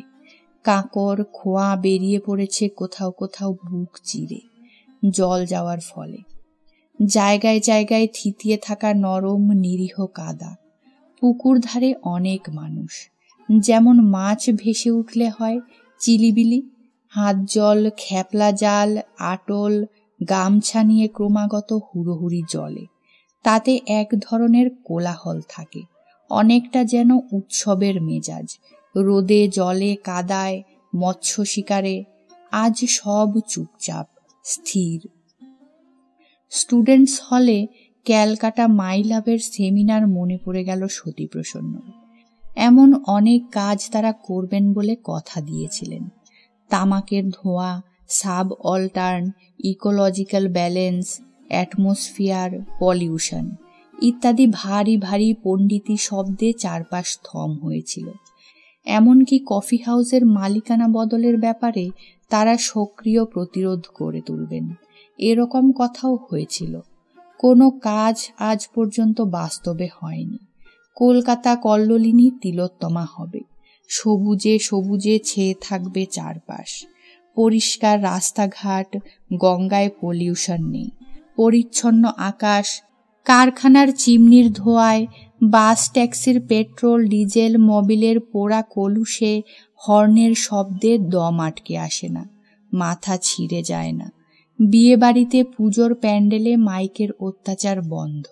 এসব ভাবতে ভালো লাগে। ঠান্ডা জোলো হাওয়ায় শরীর দেয় জুড়িয়ে। কালো মেঘটি বৃষ্টি হলো, সতীপ্রসন্ন ভিজে যাচ্ছেন। মুষলধারার বর্ষণে সমর, সফি, আসলাম সবাই ভিজছে। ওরা সারা দিন রাত আজ এখানে থাকবে, সবাই মিলে আর পুকুরের জল ছেঁচতে দেবে না। এই বৃষ্টিতে পুকুরের জল বেড়ে উঠবে, ভরে উঠবে কানায় কানায়। মানুষ জীবন পাবে। জলের আরেক নাম জীবন।